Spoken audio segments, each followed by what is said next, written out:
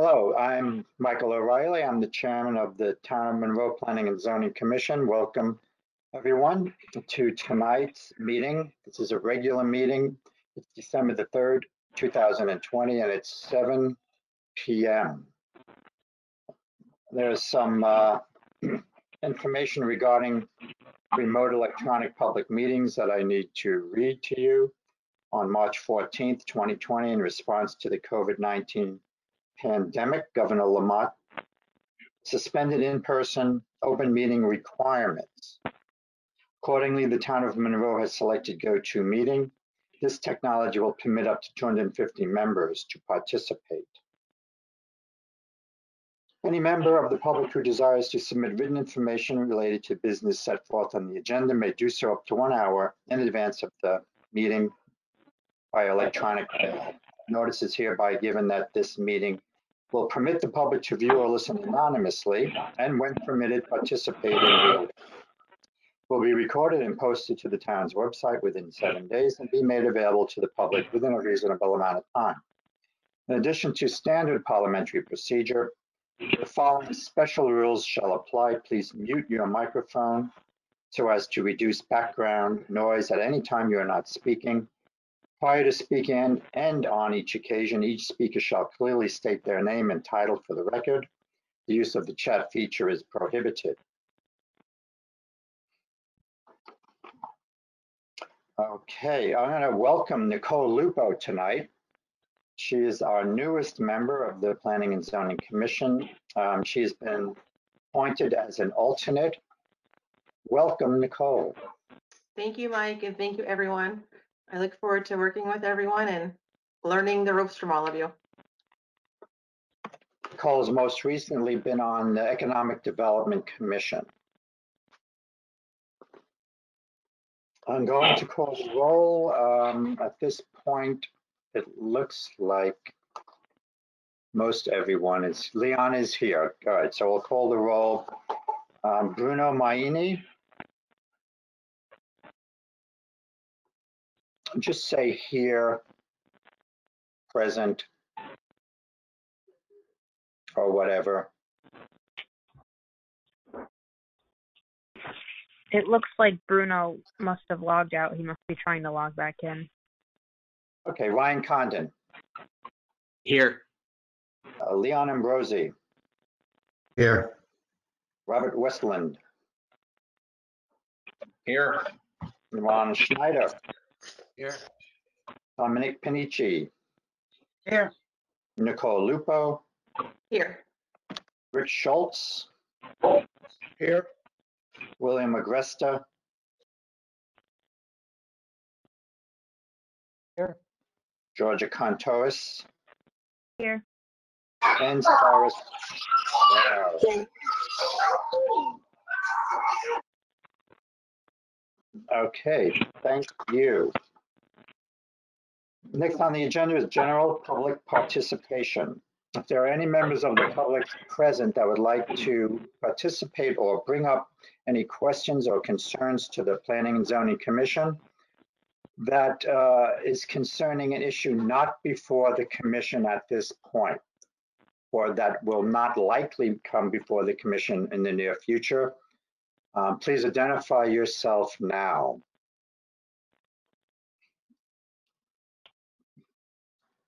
If there's any members of the public that would like to comment on or make anything known to the commission, please make yourself known now.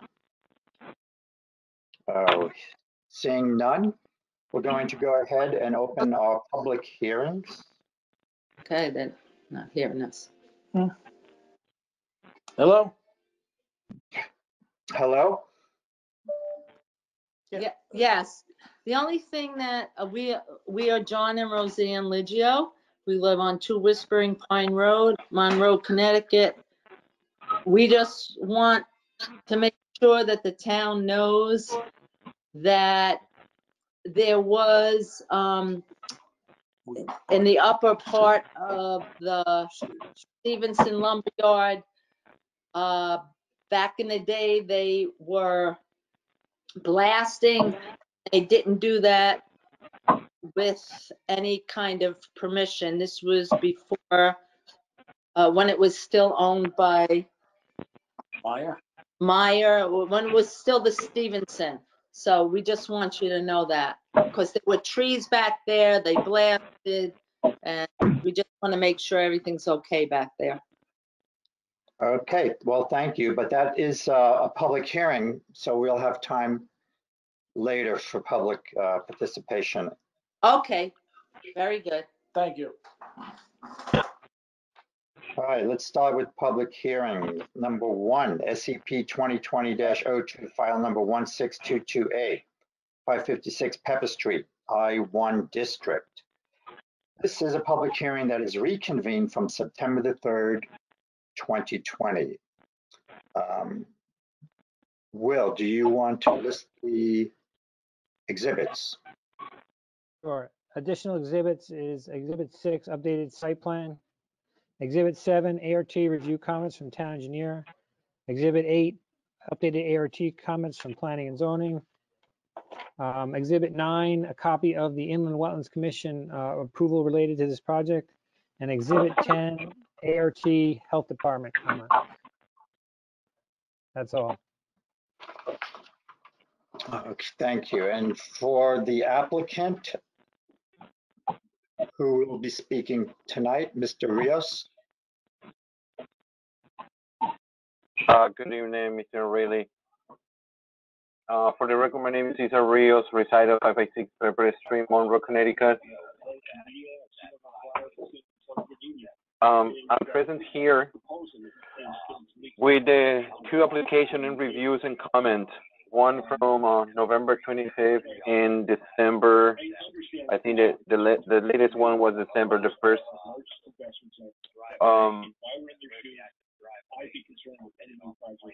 I don't know which part or which comment is that you want me to. Is there a question for me to answering here, or just in general? Well, I think we're all familiar with the application. For now, we can just go with the questions if you want. We can start with the commissioners. Let's see if there are any questions, and then go to the public, and then we'll get back to you, Mr. Rios. So I'm going to poll the commissioners. Do I see Bruno Maini? I do. Does Bruno Maini, can you speak? I can speak. I just got All on. right. Do you have any questions for Mr. Rios? I didn't hear anything he said, so no, I have 0 questions. Okay. Well, Mr. Condon. Mr. Rios, so I remember we had some issues with the non-paved parking last time, but it looks like that has changed. You are planning now on paving the parking? That's correct. Okay, no other questions. Thank you. Commissioner Ambrosi? Yeah, Mike, I think what he wanted to do was, I think what he should do is answer the questions from Will and from Scott. I guess he must have those, right? And so isn't that what we should do? Listen to what he has to answer to all the comments, and then I can. Yeah, if you want to hold off on your questions until after that, you can do that. Mr. Commissioner Westland, do you have any questions at this point? I'd like to hear the answers to the comments first as well. All right. Commissioner Schneider? Yeah, same. I might have questions from those questions and answers. All right, then let's go to the comments. First, we have the Planning and Zoning Administrator comments. Will, do you want to go through your comments first? Sure. As noted in my review memo dated December 1st, many of the previous comments from the original memo back in August have not been addressed with this current submission. Mr. Rios has been spending time with the Inland Wetlands Commission, as you all know, and we did not get a response to these comments, and this is also echoed in the town engineer's memo as well. One, we do have the wetland permit. They have a few conditions on it that require some changes to the plans. They are not so related to the comments that are from the town engineer or myself. There's also my second comment with regards to the health department. There's also a memo in your packets from the health department. And I believe that is saying that he has to follow up with regards to, because he's paving parts of the property that could potentially be used for septic, that he has to show that he has an adequate reserve area somewhere else on the property, because obviously once you disturb and pave over, you are taking away potential area. With regards to his plan, the first few comments are mostly housekeeping up until the point when I get to item F, which are most of the previous comments which have not been done, which a lot of that also is mostly housekeeping. So what really should happen is the applicant should provide a revised plan, making these revisions and addressing these comments and coming back to the commission with that. Well, if these are mostly housekeeping, can't he just do this with the staff? It's up to you, but it's not really the most advantageous to have a resolution of approval that has this many conditions on it. But if that's what you want to do, we could do that. I'd have to look at Scott's to see if they're more substantive. Mike, I think maybe we should ask Mr. Rios if he wants to address these comments first before we move forward. Mr. Rios, were you aware of the comments that were sent to you by the staff? Yes, Mr. Riley. What happened is a lot of those comments first was need to be addressed with the Inland Wetland Commission. So my engineer and I, we've been working on those comments and making those updated to the drawing, to the plan. That has been done. So we get this approval from them. Now, with the new comment from Planning and Zoning Commission that I have from November 25th and December 1st, this year I'm gonna have to work with my engineer again and provide it to you guys. All So right, Mr. then, Rios, well, go ahead. Mr. Rios, yeah, Mr. Rios, then you probably want to keep this meeting open to address those comments and get updated plans to the staff, and then come back in front of us so that we can move forward on this application. Yes, as far as I read those comments, yeah, most of those will be changes to the drawings that my engineer needs to do, and he's not ready. He hasn't done yet. All right. Then before we adjourn, do any of the other commissioners have anything they'd like to add? All right, if not, then we'll adjourn this hearing. Mr. Chairman? Yes. Mr. Chairman, I don't know if anyone is here for this, but this is a public hearing, so you may want to at least give some opportunity for public comment if there are any. Are there any members of the public that would like to comment on this application before we adjourn the hearing until our next regularly scheduled meeting? Hearing none, then we'll adjourn this meeting. Mr. Chairman, can we ask Mr. Rios when he thinks he could have these revisions? Because in order to be on the next meeting, they would have to be submitted by end of business the next Tuesday. And if he can meet that, that'd be fine. Otherwise, it would have to go to the meeting thereafter. Yes, I can answer that. We are working on this like right now, and I think in a few days. When is the next meeting that you said? Next The Thursday? next meeting is December 17th, but in Okay, order to be 17th. on that meeting, you need to have your submission in the office by the end of business on Tuesday, the 8th. That's next Tuesday.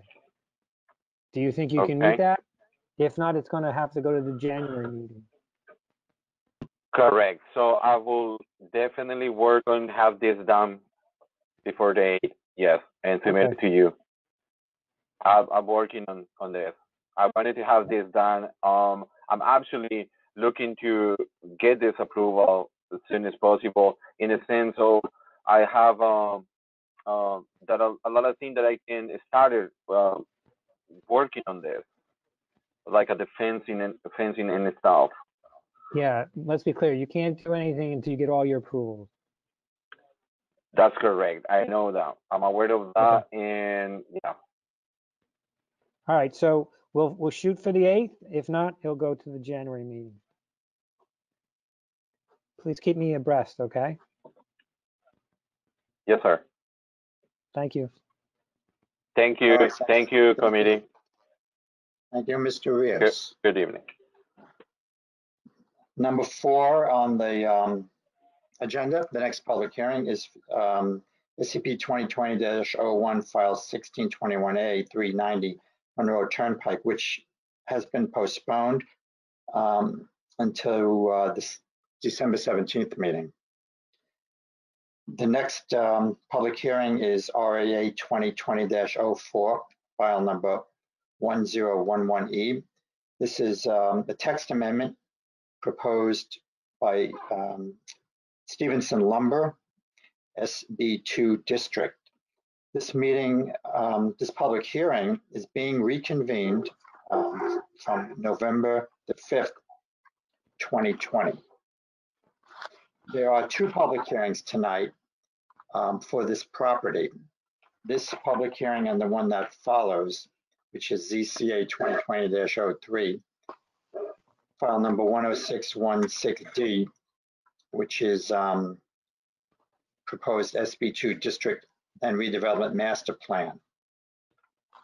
So for this text amendment and this zone boundary change, who do we have tonight? Mr. Chairman, we're just doing the text Let's amendment. go with Will. Are we just doing the text amendment, correct? Yeah, do you have any Exhibits, yes. new exhibits for the text amendment? So this was reconvened from 11:05. Mr. Chairman, if I may, it's John One Kimball. second, John. One Yep. second, John. Okay. Okay, since the last meeting, we have Exhibit 14, which is an updated use chart, which added, proposing to add additional use called commercial vehicle facility. And Exhibit 15, there was a comment from Kathy Lindstrom. That's all for the new exhibits. Go ahead, John. Sorry, Will. Did you also get the comments from the Wileys? That was specific to the zone change. Okay. All right. So when we, again, John Kimball for the record, when we were on last meeting, we thought that it would be advantageous for the commission to see visual presentation from the zone change application. So I don't know if it's possible to allow us to present that information, like to kind of open up that hearing and switch the agenda and hear that first, so that the commission can get a better flavor of how the text amendment would be applied in the zone. And then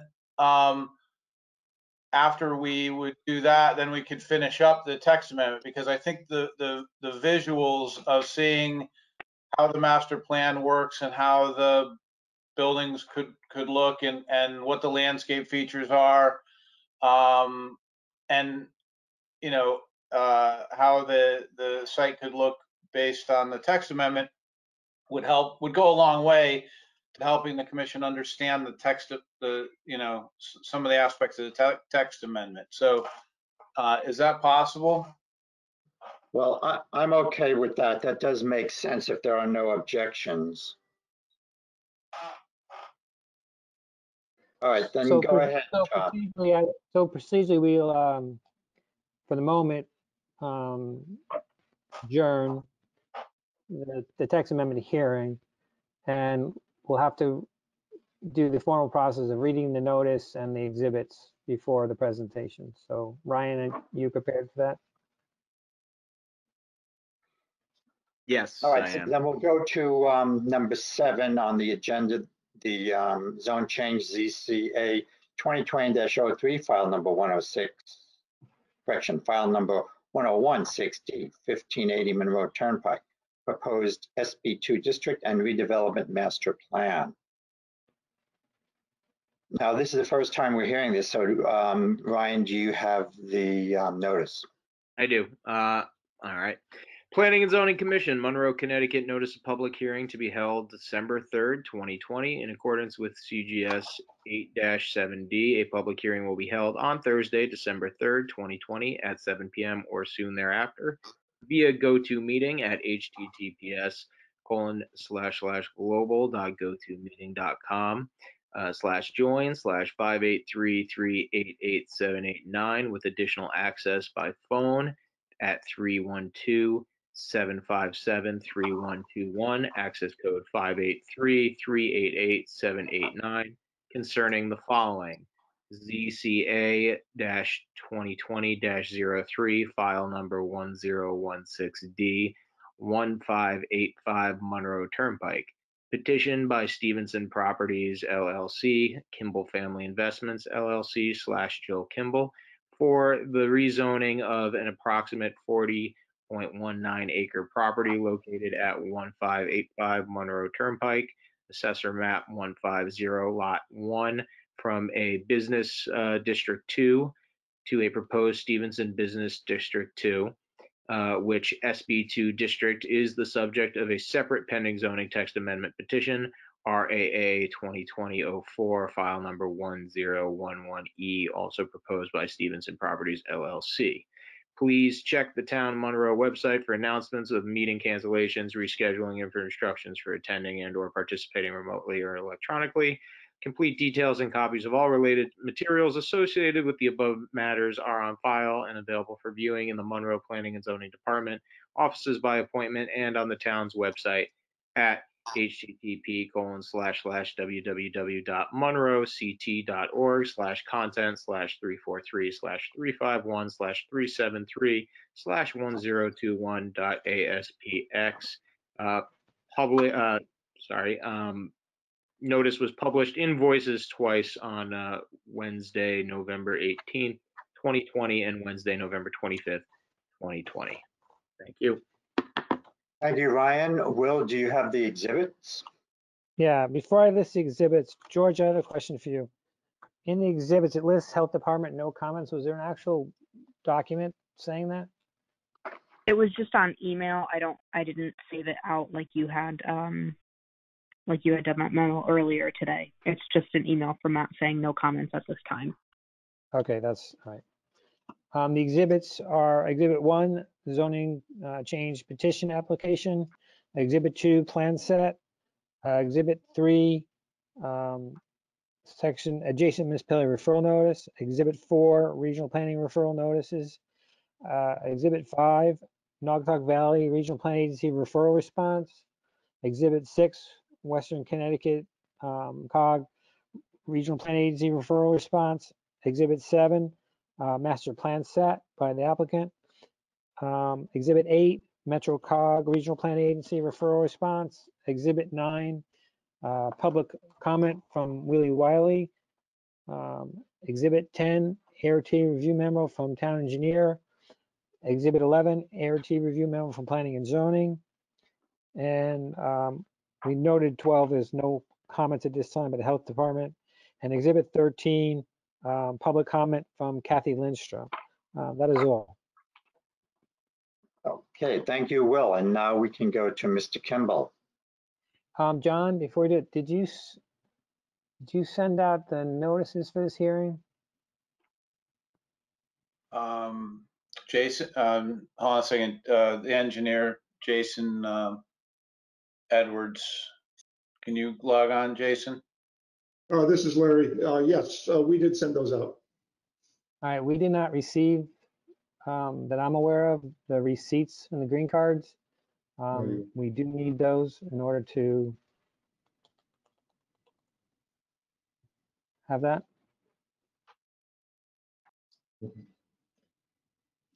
Yes, we understand that. We will get them to you. Okay. So for that alone, we have to adjourn at a later time. I think, did we send them to them? I believe we sent them by email to them, to you. Right here. Sent to Georgia on 11/19. Okay, that's fine. We can confirm that tomorrow. There they are. Yep, I see them. That's fine. So that would become Exhibit 14.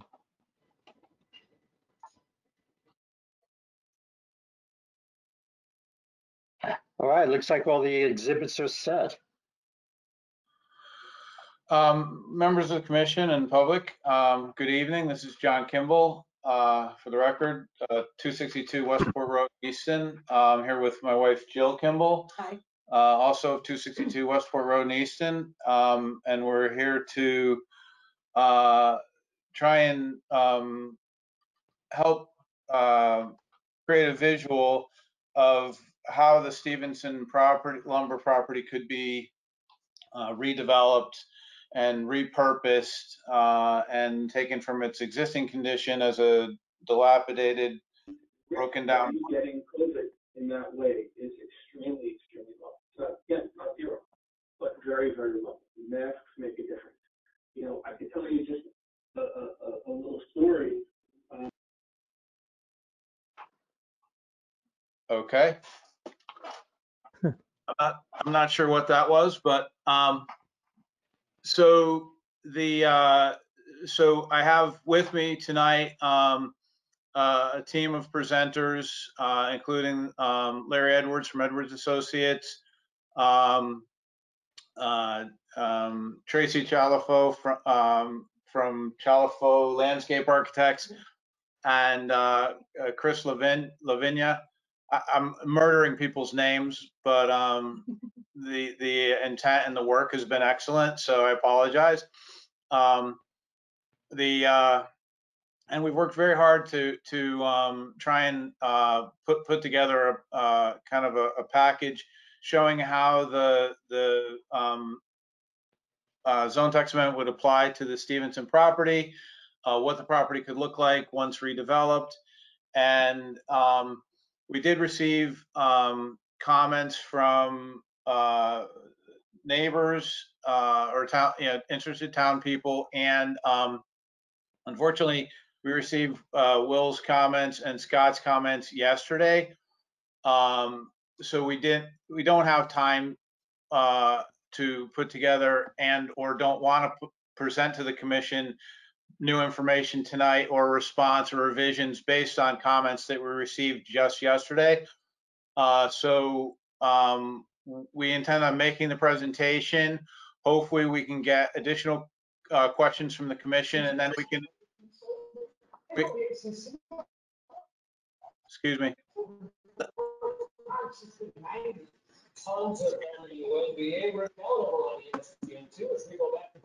Georgia, can you mute that? Georgia. Give me 1 second. I'm trying to get them muted.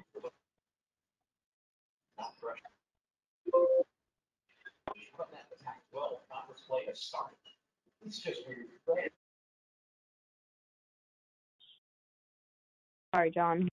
Okay, thank you. So it's so basically we're hoping that we can present the information. It'll give the commission an opportunity to review what we have to present, ask questions, and then we'll be able to address at the following next meeting or the meeting shortly thereafter the comments from both staff and the Planning and Zoning Commission and address the comments from the concerned public also. So with that, I'm going to turn it over to Larry Edwards so he can begin the presentation, and I'll mute myself. For the record, my name is Larry Edwards, professional engineer, offices 227 Stepney Road in Easton. I'm just going to give a broad brush of, what the project is, what we are envisioning as being the part that we're now presenting as the master plan. And Tracy will come on and give you a little more details of the landscaping aspect. And after that, the architect will give you some concepts of the buildings and what the overall plan could be. Again, based on the master plan and the guidelines that we are going by, there's really not a lot that we are proposing to do as part of this master plan, because the only part that is actually an integral part of the master plan is going to be what we're proposing as a private driveway, which will come in off of 111 to provide access to basically 4 of the parcels and buildings that are existing on the site. Presently, the site consists of about 40 acres. There are a total of 9 buildings on the site which are going to be maintained, and they include as soon as he gets the picture up here, that basically there'll be 5 of the buildings will be accessed by from 111, and then there's the existing parcel number, what we're calling parcel number 6 building, which was the previous trust building, which has an existing access off of Old Zor Road. So what we are trying to do is there are presently 2 access points to Route 111 that Stevenson Lumber Company had previously. That is in front of the building on parcel number 1. There is a existing driveway, which we are proposing to improve in order to meet the criteria for getting larger vehicles in and out. And then the one that the trust building, which is on parcel number 6, which will be serviced by the existing driveway for Old Zor. All the other buildings we're proposing to access off of a newly created private driveway, which basically is at the same entrance that presently exists at Stevenson. If you go there, you'll see there's a large gate. It's the same entrance that the lumber facility used for 50 years and more than that probably to gain access into the site. But what we're proposing to do is actually construct it as to, town road standards, and a separate easement that would be accessed by those remaining 4 parcels on the site. So it'll be basically a private road. It'll be to build to town standards. There'll be a certain amount of landscaping that's going to be involved in that, and that would be done as part of this, and be approved as part of this master plan. Everything else that's going to happen, and any of the parcels that are being created or that are part of this, and the buildings are being broken up into various parcels, would be subject to special exception approval and review by the commission on an individual basis, because obviously the client doesn't know what these final uses of these buildings are going to be. He's got some interest, and but there's nothing finalized, so we can't show you, that it's going to be X number of parking spaces or whatever else. So what we're doing is just kind of giving this a broad brush aspect, that we're providing you with information that demonstrates that each of these parcels can support its own parking, its own septic system, its own water source. Obviously, they all have adequate parking because there's a huge amount of the site that is presently open from the use as a lumber yard. Hopefully, as these sites are developed, that's going to tend to shrink, and what isn't necessary will be put into landscaping and greened in accordance with the individual development of those plans.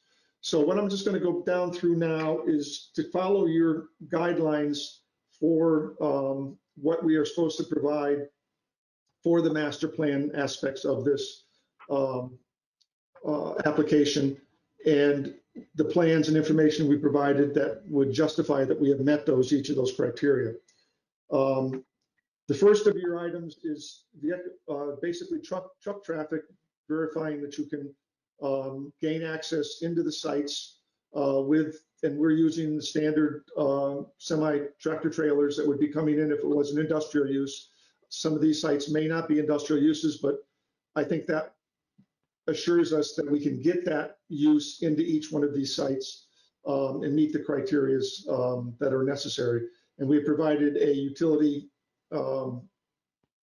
circulation plan, which shows that each of those sites can, where the large trucks would come in, gain access, turn around, and be able to service each of these sites. So, and basically what is happening is, as I said earlier, parcel 1 will be serviced by an existing driveway. Parcels 2, 3, 4, and 5 will be serviced off of the private road driveway. And again, we've shown circulation into each one of these particular sites. And number 6 is, that was probably the most industrialized site on the property. That was a rather large truss plant, and that was getting much larger trucks than even we're proposing here in and out to handle the truss construction. So that's kind of a very easy site to verify. Basically, it will be required to have a DOT permit for both of the accesses that will come off of Route 111. Again, they're existing driveways, but DOT will require us to get a permit, which we will do. And that would be, and I think it was one of Scott's recommendations, that be considered a condition of your approval. They won't look at it until after we've had approval from you. So it's kind of one of the issues that has to be a condition of your permit. The next one is pedestrian movement. I'm going to leave that on to Tracy, the landscape architects. We have shown some sidewalks, but we really haven't, without individual uses for these buildings, it's kind of difficult to determine where any connectivity for pedestrians are going to be beyond the parking lot for the individual sites. But we have shown some detailing on the landscape plan, which will be covered later. And again, the third item is landscape, which Tracy will be handling. The utilities, obviously the site presently has utilities servicing most of the buildings. You get that, hold on, Jake.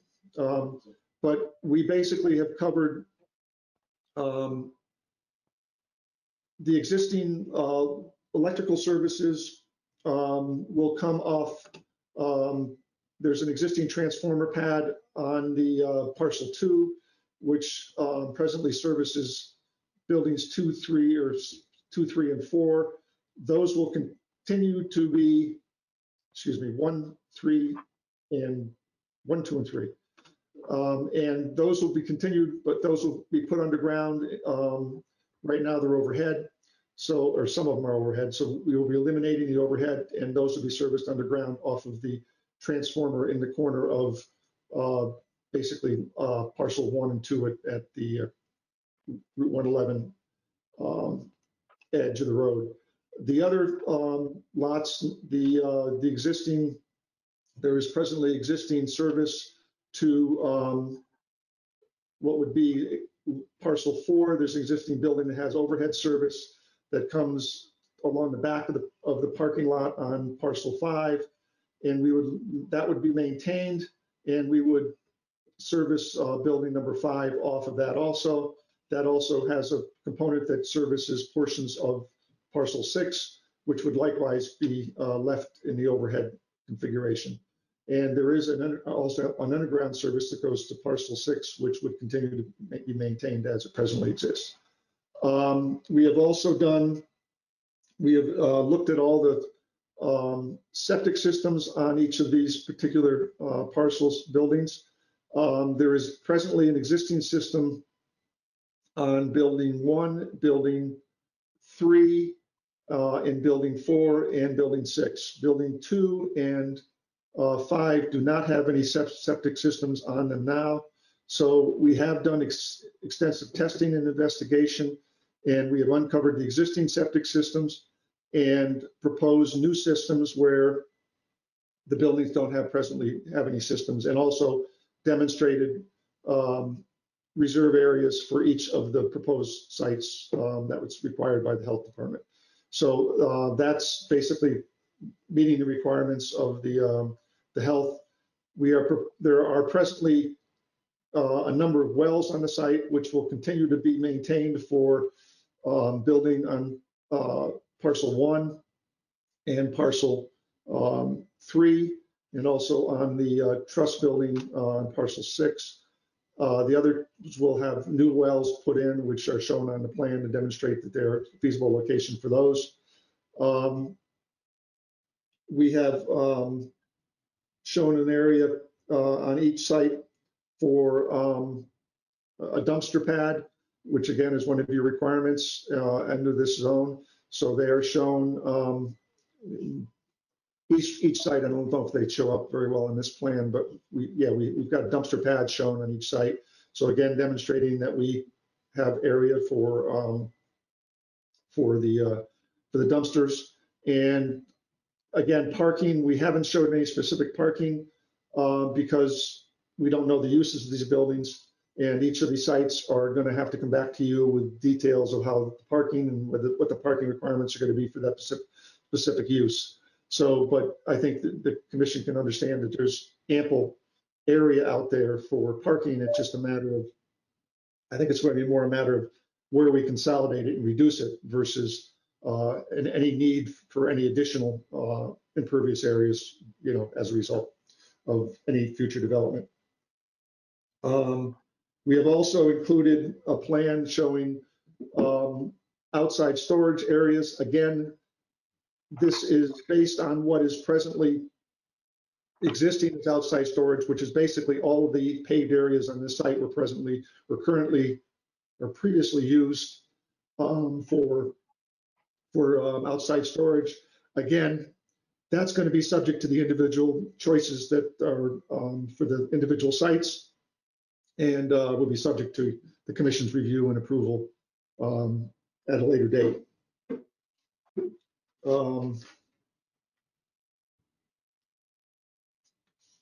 The stormwater, we have proposed stormwater we proposed the stormwater and drainage for the proposed private road. We've given complete details for construction of that segment of the road, which is what part of the master plan, and that will be part of what the commission is going to approve at this time. But the site has an extensive drainage system presently, and we have shown on the areas, on each of the parcels areas where stormwater basins could be put. Again, that's going to be subject to the commission's future review and approval. But we are basically, as part of this original or this master plan application process, we are proposing a certain amount of additional green space to be included in that, basically along the edge of the driveway, some other areas that are being dedicated, and we also are removing some of the access roads and that interconnect that aren't going to be necessary for any future development. And in total, there presently is approximately 19.2 acres of impervious area on the site. That includes buildings and pavement. And we are proposing to reduce that by 1.2 acres or 5.3%. And that will meet the requirements of the stormwater reduction requested of 2% volume reduction by reducing the total of 2.7, the amount of impervious area, or 2.7 the amount of volume runoff from the site. So that again complies with the requirements of the town. In the component of the private road development and the master plan approval. Each of the individual sites will have to address that as they're developed and submitted to the commission. I think the final thing, what did I miss? Buffers between uses and neighbors. We have proposed buffers in some of the areas, but again, these are proposals because the development of the sites are going to be subject to further review in whatever the use of the individual owner is going to want. But the other item in that requirement is the buffer to propose, existing neighbors. And the only place in which we have existing neighbors that abut the property is on parcel 6, which is the existing trust building. And that has extensive green areas buffering along there's basically 4 neighbors, and there's existing buffer in that area that again is maintained. And if the town wants to have additional buffering put in, that would be something that would take place when the special exception application comes in for that parcel. So I think we have basically met all of the requirements as spelled out in the master plan guideline, and I think we'll go on and I'll move this on to Tracy, and she can go over the landscaping, and we'll take it from there. Thank you very much.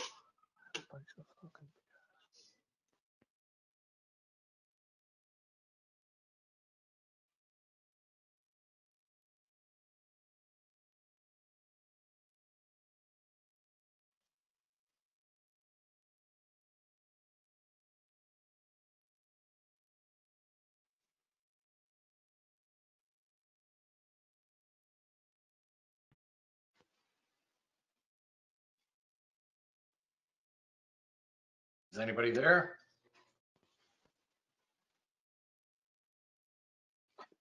Yeah, Tracy, are you muted?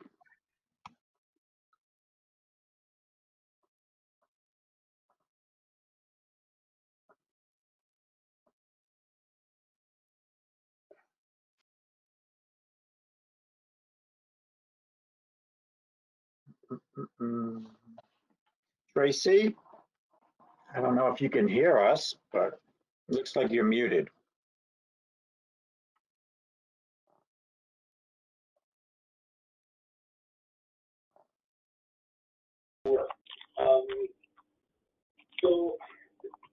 Are you able to hear me? Yes. Yes. Now you can hear me? I have confirmation? Yes. Yeah. Oh, thank you. Okay. Thank you very much.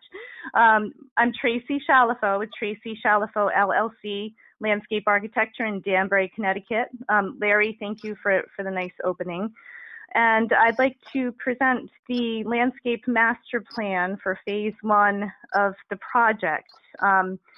There are several goals with this landscape plan, and the 3 primary goals are to decrease the impervious areas of the site, especially within the main entrance.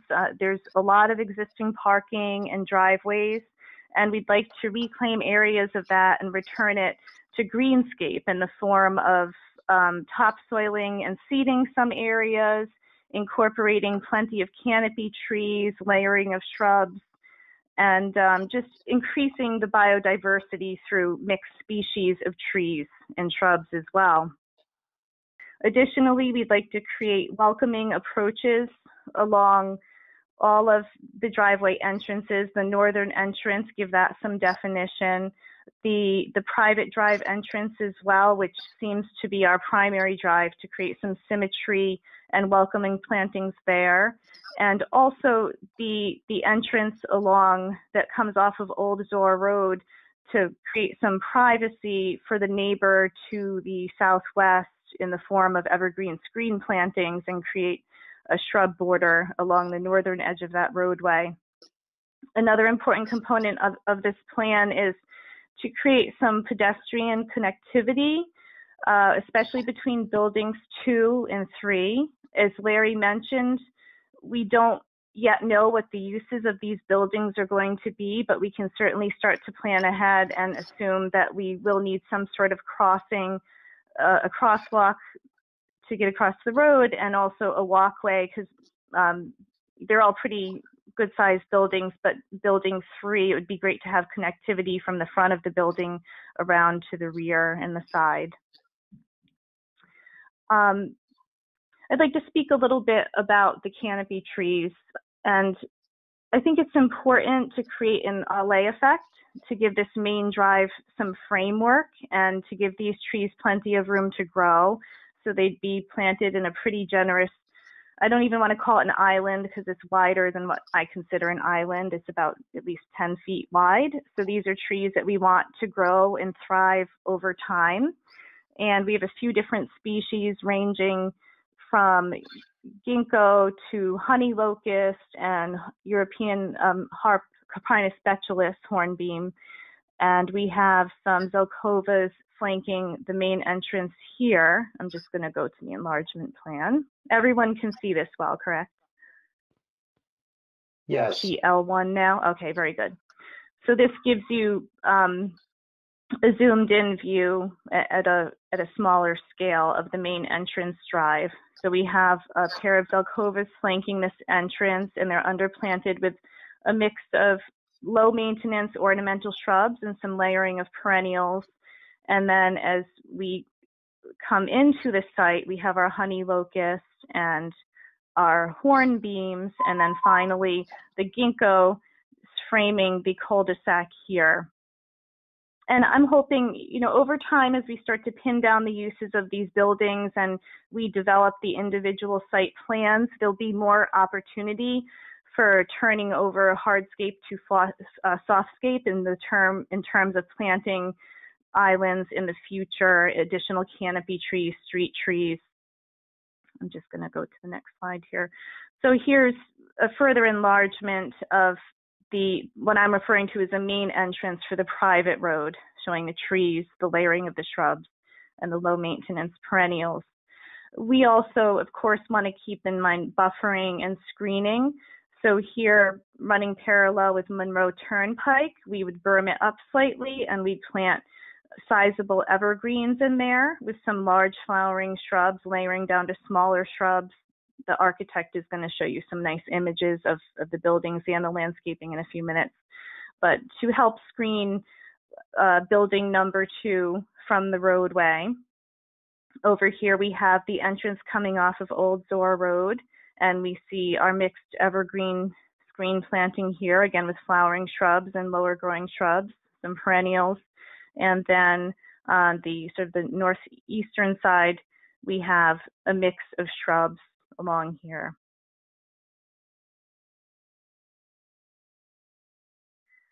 And here is the northernmost entrance. The map is rotated, but here we have some white oaks. We have 4 of them. So we're creating a little bit of symmetry coming in to this parking here. And again, the layering of shrubs beneath, similar species to what we have at the main entrance. So going back a little bit deeper into the site, this is a later phase, but eventually the owner would like to create a berm within this area to screen the commercial parking and storage that may end up being back here to the west. And the owner has made it very clear that the owners, I should say, they do not want to see anything that's being stored or parked back there. So this would be a very dense screening of mixed species, evergreens, and even some canopy trees could be mixed in. We have the space, and it would be bermed up slightly as well to create that full visual screening there. And then also at a later phase, we'd look at additional screening of other buildings. So these are not labeled on the plan because the plant list is focusing on this area here. I'm just sort of outlining the area. There's a thick dashed line indicating our area of interest for this phase, for this first phase of the master plan. I call it getting the framework in place for the master plan. And then also this would be included, the entrance off of Old Zor Road. Circling back to one of Larry's points, the overhead electric will be going underground, and I think that's great for a few reasons. Obviously, maintenance-wise, that's a wonderful thing. We don't have to worry about trees coming down on wires, and also aesthetically, it's going to be a big improvement to the site to put all that electric underground.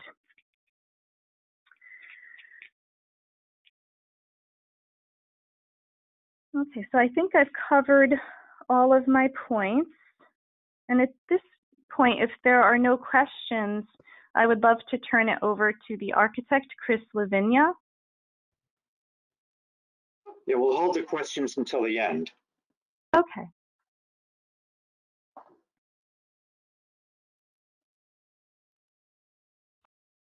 Yes, good evening, Chris Lavinia, if everybody can hear me. Yes. Chris Lavinia, architect for John and Jill Kimball, 120 Prospect Street in Ridgefield, Connecticut. And I'll just get my screen up here.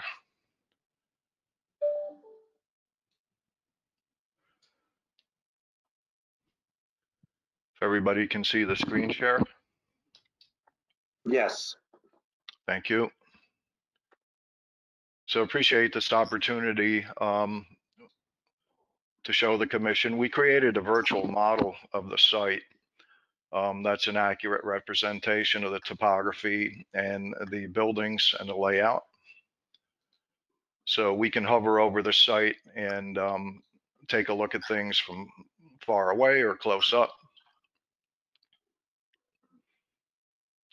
showing all the major buildings. Truss building up here still to be completed.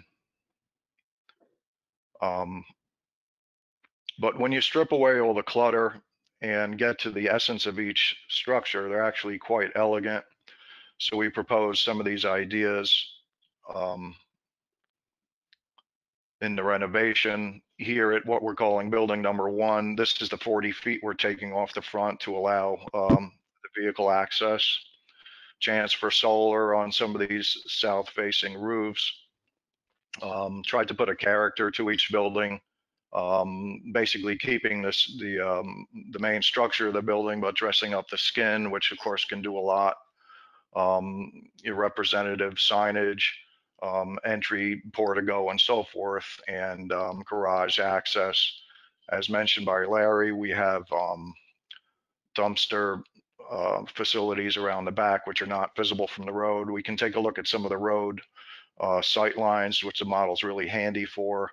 You know, large 55-foot semi-tractor trailer there showing the vehicle model, storage in the back behind Tracy's landscaping as mentioned. And these are close representations of Tracy's landscape pieces in a representative size, you know, basically right after planting, of course, and then growing from there.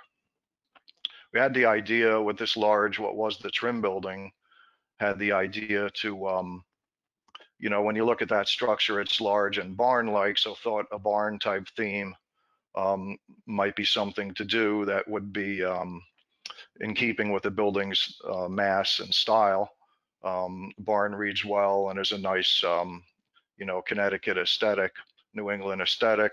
We have a small entrance building here now that might be a gazebo or a feature, kind of a gatehouse as a piece of architecture close to the road. And again, this is representative of Tracy's plan where this is bermed here for the conifers and the ground plantings, the deciduous along the way, forming the procession along the driveway. This building number 3 is unique. When you boil it down to its essence, you see this rather interesting volume. And so I thought this might be something, it might be a more of a modern, sleek style. That could lend itself to that, as well as we all know, you can dress this up in many ways, but here's one idea that's also married to this large clear span, old-fashioned bow truss type structure. And then some type of use, you know, to make a happy and optimistic outlook to the site, to renovate these old buildings into something that's nice and optimistic and fun for the town. It might be something like a cidery or this kind of a theme where you have there might be some public access and some perhaps outdoor seating, and these type of facilities are popular now where you have the food trucks come along. But without doing any real elaborate new additions to the building, taking advantage of what we have. We have these lovely covers here now, which would make good entry porticos. Perhaps some, cupolas to add interest on the roof. A false water tower as a feature, kind of as an anchor feature there to add some excitement, and that would, it reads as the anchor building for the site.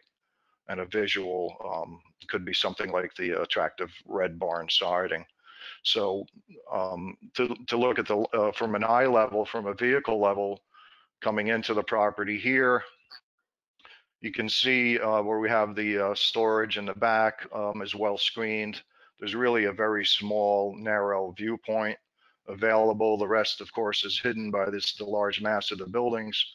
And so that relatively little or none would be visible from the road, with the rest of it being behind this building. Of course, a view that nobody would see in real life. Everything is at eye level, so that would be more realistic to look at things this way. Perhaps something, a use for this building that relates to the amazing water feature and the resource we have next door with the lake. Maybe it's a recreational type use where you have a boating use or fishing or something that relates to that resource. Have some storage and overhangs. There's plenty of overhangs around. Proposed parking here. John, as John has done on other projects, a granite faced retaining wall block, which is a nice look.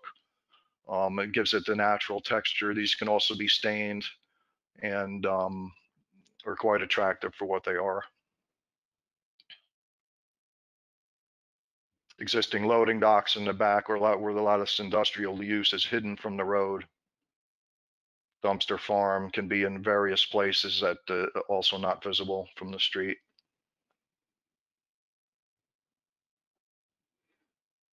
As we circle around to the other buildings, we have the open storage shed here, which John may keep, and so that's if this building was kept, it would be in this position with the asphalt around it, pretty much the way it is now, as far as the driveway access.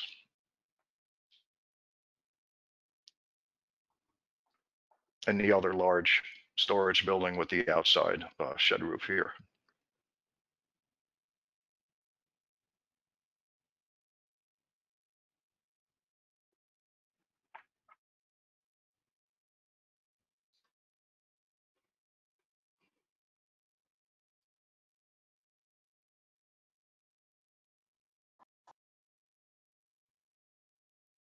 This is the existing oak. This is actually pretty much to scale. This nice specimen oak that's along the railroad tracks.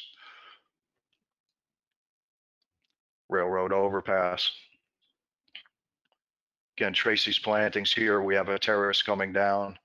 Ground cover here. We'll need, to have some snow. These might be perennials, I think, Tracy, for snow removal. They may get buried in snow in the winter and come back in the spring, whereas here it can be like a miscanthus type grass.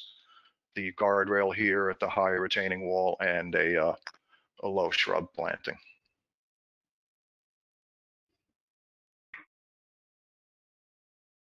So as you can see, there's a real potential here, and get rid of all the clutter and the fencing, and it could really be lovely.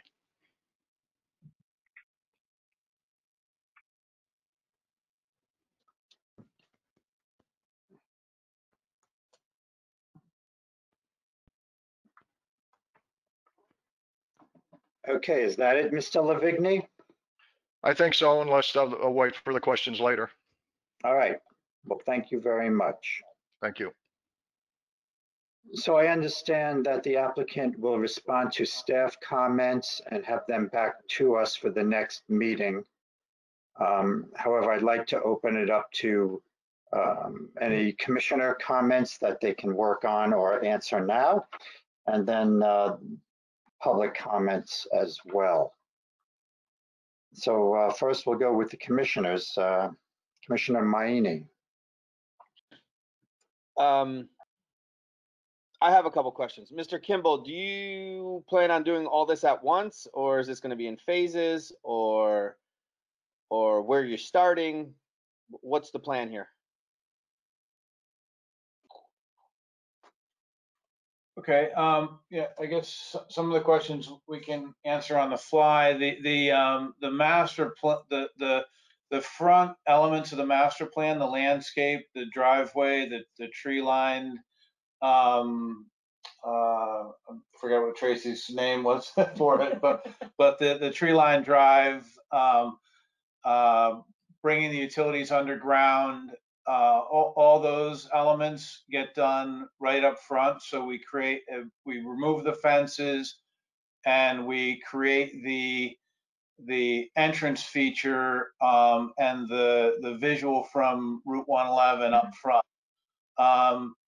The individual buildings, obviously we've been working for the last, for a while on the project and cleaning it up and, tackling one building at a time, just, mucking them out and cleaning them. And we have significant interest from different tenants at this point. So we're excited to say that it's obviously things are tenant driven and but we have somebody that's looking seriously at the mill building. We have somebody that's looking at the back two buildings, and then I have a couple of people looking. Unfortunately, not a citery yet, but a couple of people looking at the building we've got on as a red barn. But the direct answer is, we kind of create the entrance, build the access road, bring the utilities underground, put in the landscape, and we're required to do that the way our text amendment's done prior to kind of moving forward with the occupancy of the different buildings. Okay, so basically you want the storage first. No, that's not really what I said at all. I'm asking you, are you looking to have because to me, when I look at this plan, it's very beautiful. Right. It looks subdivided to me. So it looks like we're going to do things in bits and pieces and all that kind of stuff. That's just the feeling I get. I don't know. Like, that's why I'm kind of asking you what the plan is here. I know you want to put stuff. I know you want to put stuff underground, and I know you want to bring this in, and you want to create that. But what's the first thing you're going to do when you get there besides that stuff? Is it going to be the parking lot, the self-storage? Is it going to be the buildings? Like, what's your plan? Honestly, once you're in with your curb appeal, what's the plan? So the first building that we've got somebody right now that we're talking to for the mill building that wants to be in between August and September, and we'd love to be able to deliver that. We just have to get all these things over the hurdle so that we can give them occupancy. So the first thing we would be attacking would be the building, kind of the farthest north building, the one that says Monroe Manufacturing on the face of it, building that entrance feature, cutting the building back a little bit, taking off some pieces of building that aren't suitable for reuse, and then getting that tenant in for occupancy so that they can grow their business and stay in the town of Monroe. The reason for the theoretical lot configuration is somewhat driven by septic considerations. We kind of had to prove out that each building could stand on its own and have adequate area for septic. If we tried to get all the buildings on one lot and doing the septic as one lot, then we end up with a 3-year DEP permit process that we're not willing to undertake. So we can't develop it as one unified property under any circumstances, because we would be sitting for years waiting for DEP to sign off on a permit. So so that's part of the reason why it looks parcelized or panelized or subdivided, is because it was historically 4 separate parcels, and we plan on maintaining those parcel lines, potentially doing a lot line revision. But the biggest driver in Monroe is and for this site is septic capacity. So that's a primary thing. But yeah, so our first, so the retaining wall that you see with the kind of the faux granite finish that's produced in town by Connecticut Precast, it's beautiful. We used it at the castle. Yeah. So that layered wall effect would replace the crumbling mass of weeds and mafia blocks that are there currently. The driveway that connects the upper and lower lot in the front would be ripped out and greenscape would be put in. And the mill building would be converted into a new home for a company where, they're currently in Monroe. They've been growing in Monroe. They want to stay in Monroe, and we hope, accommodate them in Monroe. But, we need the additional uses. Actually, in this one, it's a pre-existing non-conforming manufacturing building, so we theoretically could continue to move forward with that, but they want to see the entire site developed. They don't want to be standalone, so Totally understandable. I know a couple times you came into subcommittee and discussed septic. You think you have suitable septic at each location for the buildings, for each individual building, or you have a way to get the septic? Yeah, part of what Larry Edwards presented was, and we had both the town of Monroe town sanitarian and a replacement for a period of time because they were out. But look at all we did test holes all over the property to make sure that we had adequate soils for primary and reserve for each system. That being said, we are not going to be having any major water dependent use. So the good news for that is that the people that are concerned about, the rivers and the streams and all that, we're not planning on, or we could not accommodate a heavily water dependent use in the site. We can accommodate, some small amount of water dependent use. A couple of the buildings have great septic areas, and a couple of them have, less than great. But the buildings will kind of almost dictate in somewhat what they can be used for, because of their individual capacities. So I'm guessing where you have the Monroe manufacturing, you're having good septic soils there, because I'm assuming with a manufacturing facility, they would have an abundance of employees coming there. I don't even know if they would have multiple shifts or stuff like that. So I'm assuming that with that one, is where you found some of your better soil there. Yeah, the company is a single shift company, but we actually, that's the best septic soils on the site. And we had to actually think hard about not knocking that building down just to build a community septic system for the site, because that's how good the soils are for that facility. But again, you can't do ground, you can use it for the employees, but you can't use it for any kind of ground discharge. So there should be no concern about the water-based industrial impact of the buildings here, because we can't discharge anything other than human effluent and on the site and stormwater. Now, at one time you spoke about, and I don't see it here, so I'm guessing you've made a change in course. You wanted to do self-storage.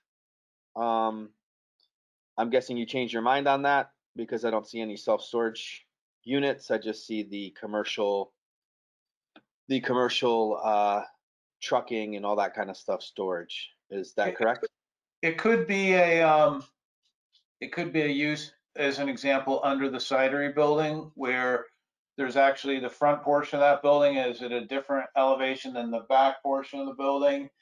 And even the floor is at two different elevations. So you could do a climate controlled self-storage underneath on the lower level of the building and a different use on the upper level of the building, therefore reducing the septic impact, but still getting an exciting use for the building, so it kind of, we kind of have to work with what we have, and there's no reason to run out and build buildings when we have existing buildings that we can repurpose. How big is that? How big is the outdoor commercial lot? How big is that area that you're proposing to pave there? Oh, we're not paving anything. It's already paved. So the paved area, I think, I don't know, could be. But that paved area is in pretty rough shape, isn't it? It had a lot of weeds growing through it, but it's sound. I mean, I don't know if you've been there recently. It's pretty sound.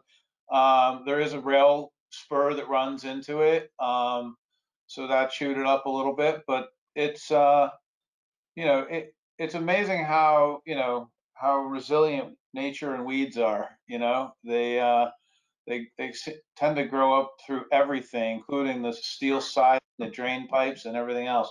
So it's paved with 3 to 4 inches of asphalt paving on it. So it would certainly need to be cleaned up, but there's not there's not a lot of work that would have to be done. Basically, we wouldn't be paving there. What we would be doing in order to accommodate the use would be tearing out paving to build a berm, landscape features, hiding the use. So every piece of this thing as we move forward is gonna, in my mind, reduce. We have a huge reduction up front of over 5% of paving right up front by just taking out driveways that were unnecessary that we didn't need and bringing them back to nature. And then every aspect of this will be creating more landscape area, more berms, more buffers, and adding trees and softer features and taking out asphalt. So the commercial parking is really for us a fallback. If we can get tenants excited and things moving on this site, it may fade away, and we never could potentially not implement that. It's just when we first looked at it with you couldn't see the front building, the red building there, because the building was so overgrown with trees and weeds that it was almost not visible from the road.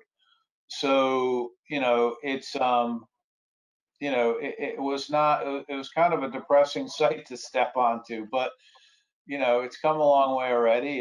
And we're excited to bring it further. Okay, so that self-parking area or the commercial parking area is not going to be any bigger. You're just going to leave it as whatever's there currently. Oh, absolutely. If anything, it'll be small. I will guarantee you that it'll be smaller than the paved area that's back. Because you're putting the berm in and all that kind of stuff. Yeah, so it'll be smaller, not bigger. Totally understand. I'm good for now. Thank you. Okay. Commissioner Condon. Yeah, the 3D model doesn't have anything about the western building and the lot behind it, but one of the plans did show parking in the rear of that, which right now I believe is all grass. But is the plan to pave that? The western building being the trust building? Yes, yep, the one closest to the neighbors, basically. Yeah, so that building has asphalt all the way around it. It just we found after our last meeting that we really needed to create a visual, and we found Chris, and he started working on the visual for us. But he couldn't get the whole thing done for this meeting. But basically, we got as far as we could. So that whole the front area around that building is already paved. The back area has drainage in it and was millings and has drainage structures running throughout.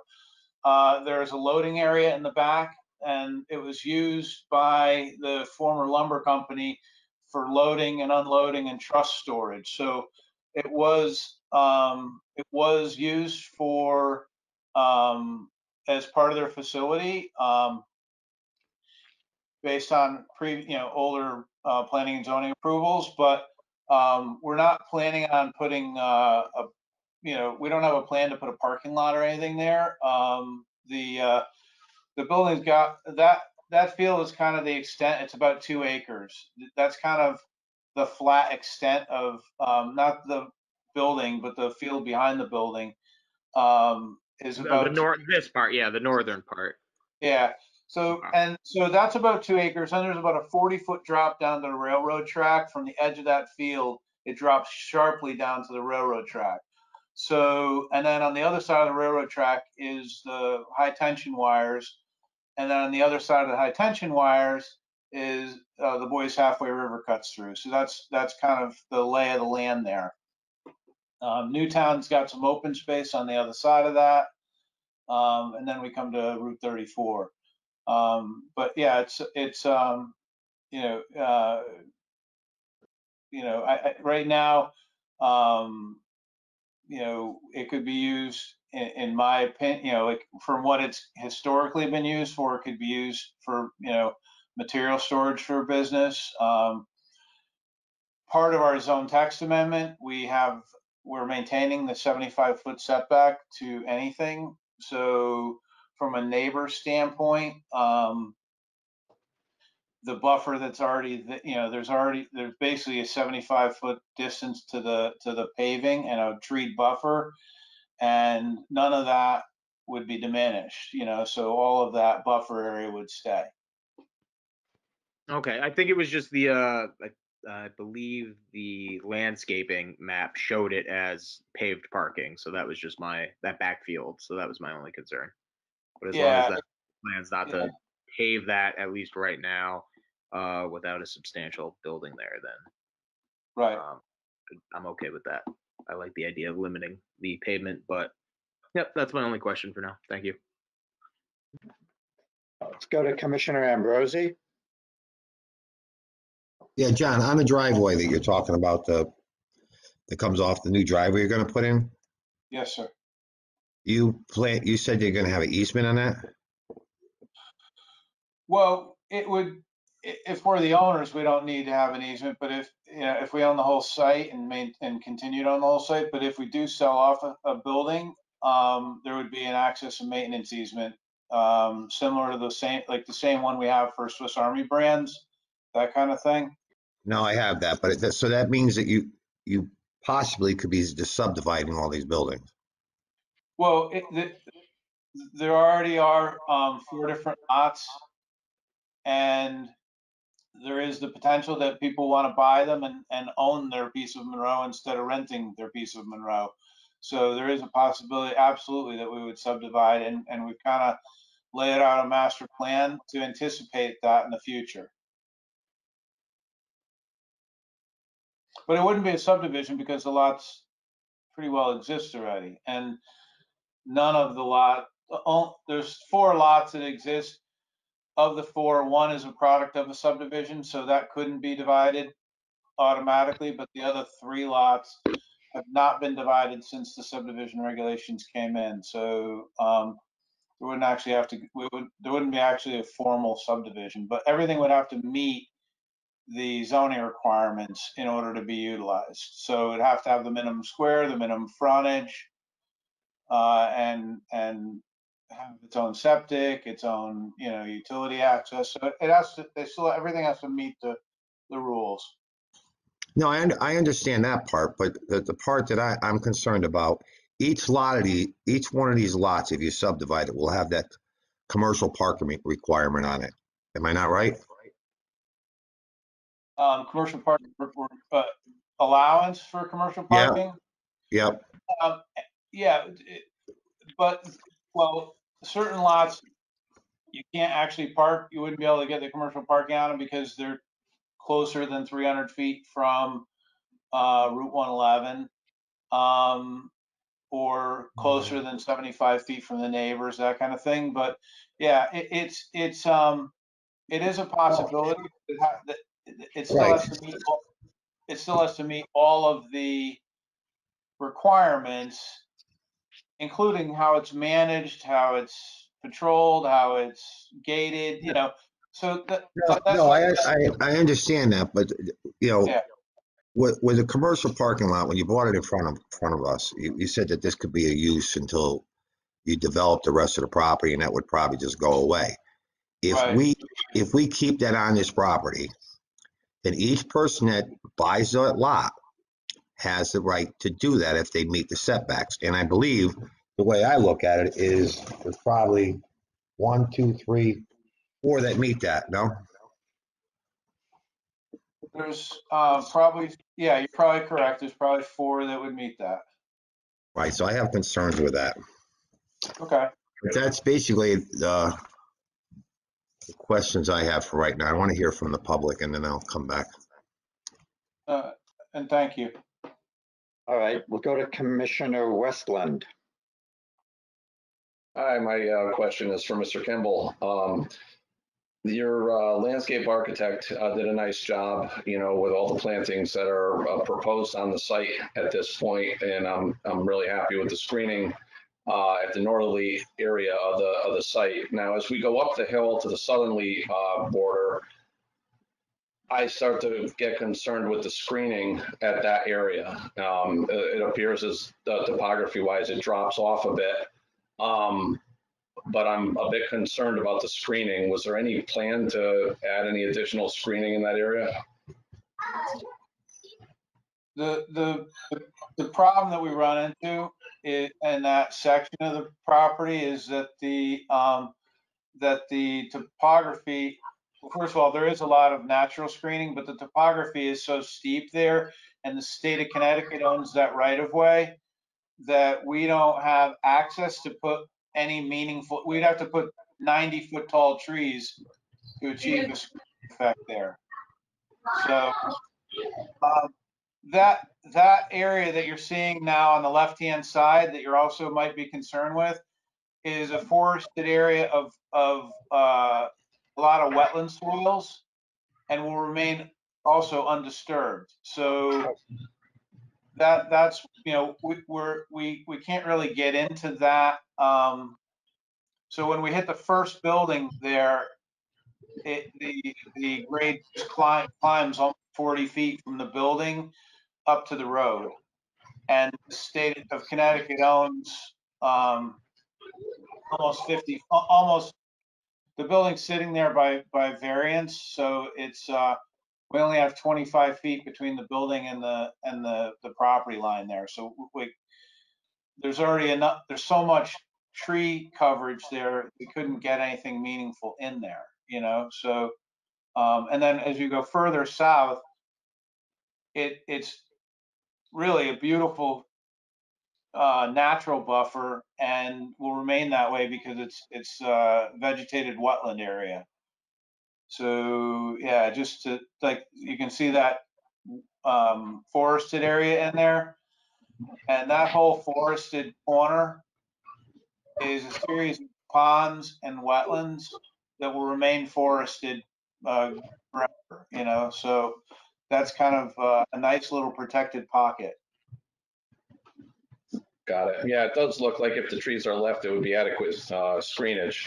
And what was your plan? I didn't see anything on the proposal for lighting. What were you thinking about doing for parking lot lighting, and what would the hours be that the lighting would be in effect? So each building would come in with its own lighting plan. Our plan initially is there's high pressure sodium lights on this all over the site. None of them are dark sky compliant, and it's our intent to take all of that lighting down. So all of the high pressure sodium lights will come down. We don't have lighting planned for the access drive because honestly, when people drive in at night, like they drive in on the town of Monroe roads, there's not street lights, and we feel that they should be able to get into the parking lot. Each parking lot would be designed and brought in front of the commission separately, and the lighting would be dark sky compliant, and the commission, would get to look at each one. We'd like to keep it somewhat consistent, and we're thinking it would be probably, some form of LED downlighting, is what we're thinking about for the different buildings. But obviously security is always a concern. You need lighting near loading docks, entranceways, and things like that. But so far, we're not talking to any companies that are running a second or third shift, but that's not to say that that never happened, but it's not the case with anybody that we're talking to. Got it. Okay, and just the last question, and the parking area in the back, parking motorized vehicles there and that type of thing. What is the stormwater treatment system that is in place there? And if not, what are your plans for putting one in? So currently, there's no there's catch basins. There's no stormwater treatment, and so that's what we're saying in terms of anything we add. Like if we put in commercial parking, then we have to add a complete regimen of stormwater treatment. Oil water separators, Vortechnic units, grass line swales, all kinds of things to, we've been talking to the people at I actually went for a site walk with the guy from the Putatuck River Alliance, and we talked about the fact that the water comes off the pavement hot and goes right into the drainage system and out to the Boys Halfway River. When we put in our systems, that will slow the flow of the water, cool it down, and have it go into the system at a much slower pace. So we can't just go out and put paint stripes and put numbers on the lot. We have to add all of the update, hooded basins, the stormwater treatment systems. So each phase of this gets brought in front of the commission. You get to sign off on the buffer, the gate, the lighting, the stormwater treatment, and then we get to do it. That sounds good. I have no more questions. Thanks.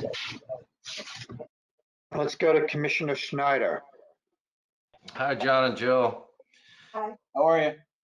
I thank you for this plan because I got to tell you, when it was first proposed and they said that it was just going to be commercial parking and trying to conceal it to where nobody could see it, even the gate was going to be some form of fake trees when it opens, I was very upset. There's so much that you could do with this property, and I'm glad that you're looking. Let me ask you a question. As far as the cidery and all that, are you planning on bringing some type of brewery or commercial businesses to those buildings? Is that the plan, or you already have somebody?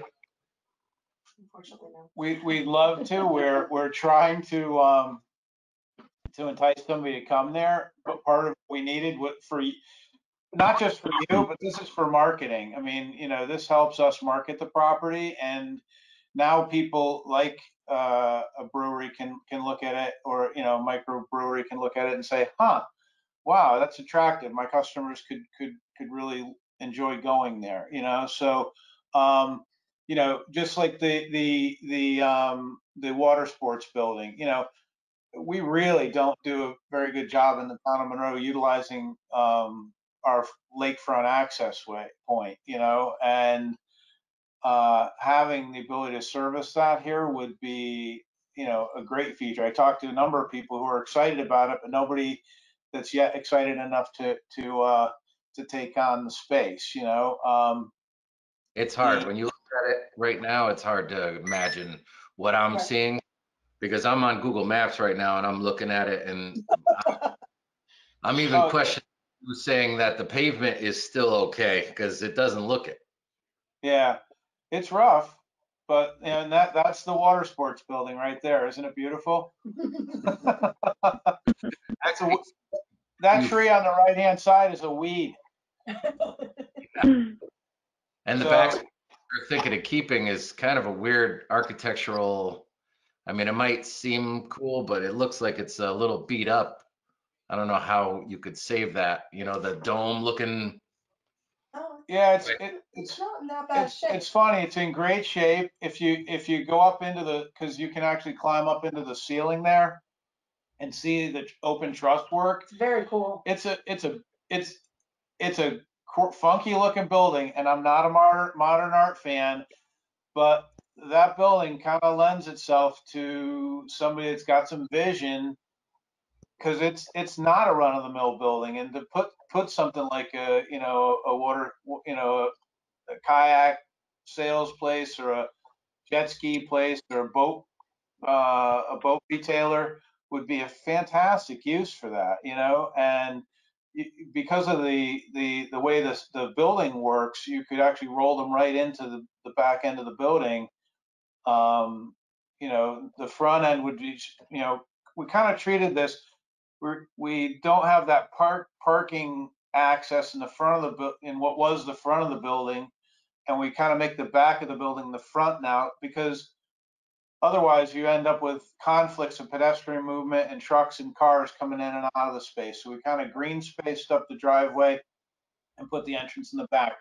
It was not my favorite design building until Chris put this skin on it, and then I looked at this building in a completely different way. I have to tell you, I was right there with you in terms of thinking that we were going to scrape this one off the site and go on from there. So, you know, but you know, I've shown it to a local restaurateur. He said it would be a great spot, but he didn't want to invest the money. It's a tough time right now, you know. So, you know, but the beauty is we don't have to, you know, kill people on rent. We can help people grow a business in this site, you know, and that's what excites me about it is, you know, the entrepreneurial aspect of people bringing their family businesses or new businesses or growing businesses here, and us growing the site with their business, you know.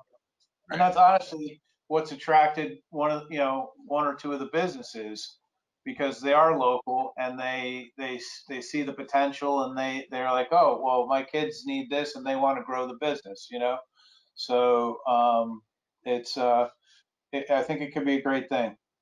So that driveway right there that we're seeing, that's where the tractor trailers would be coming in.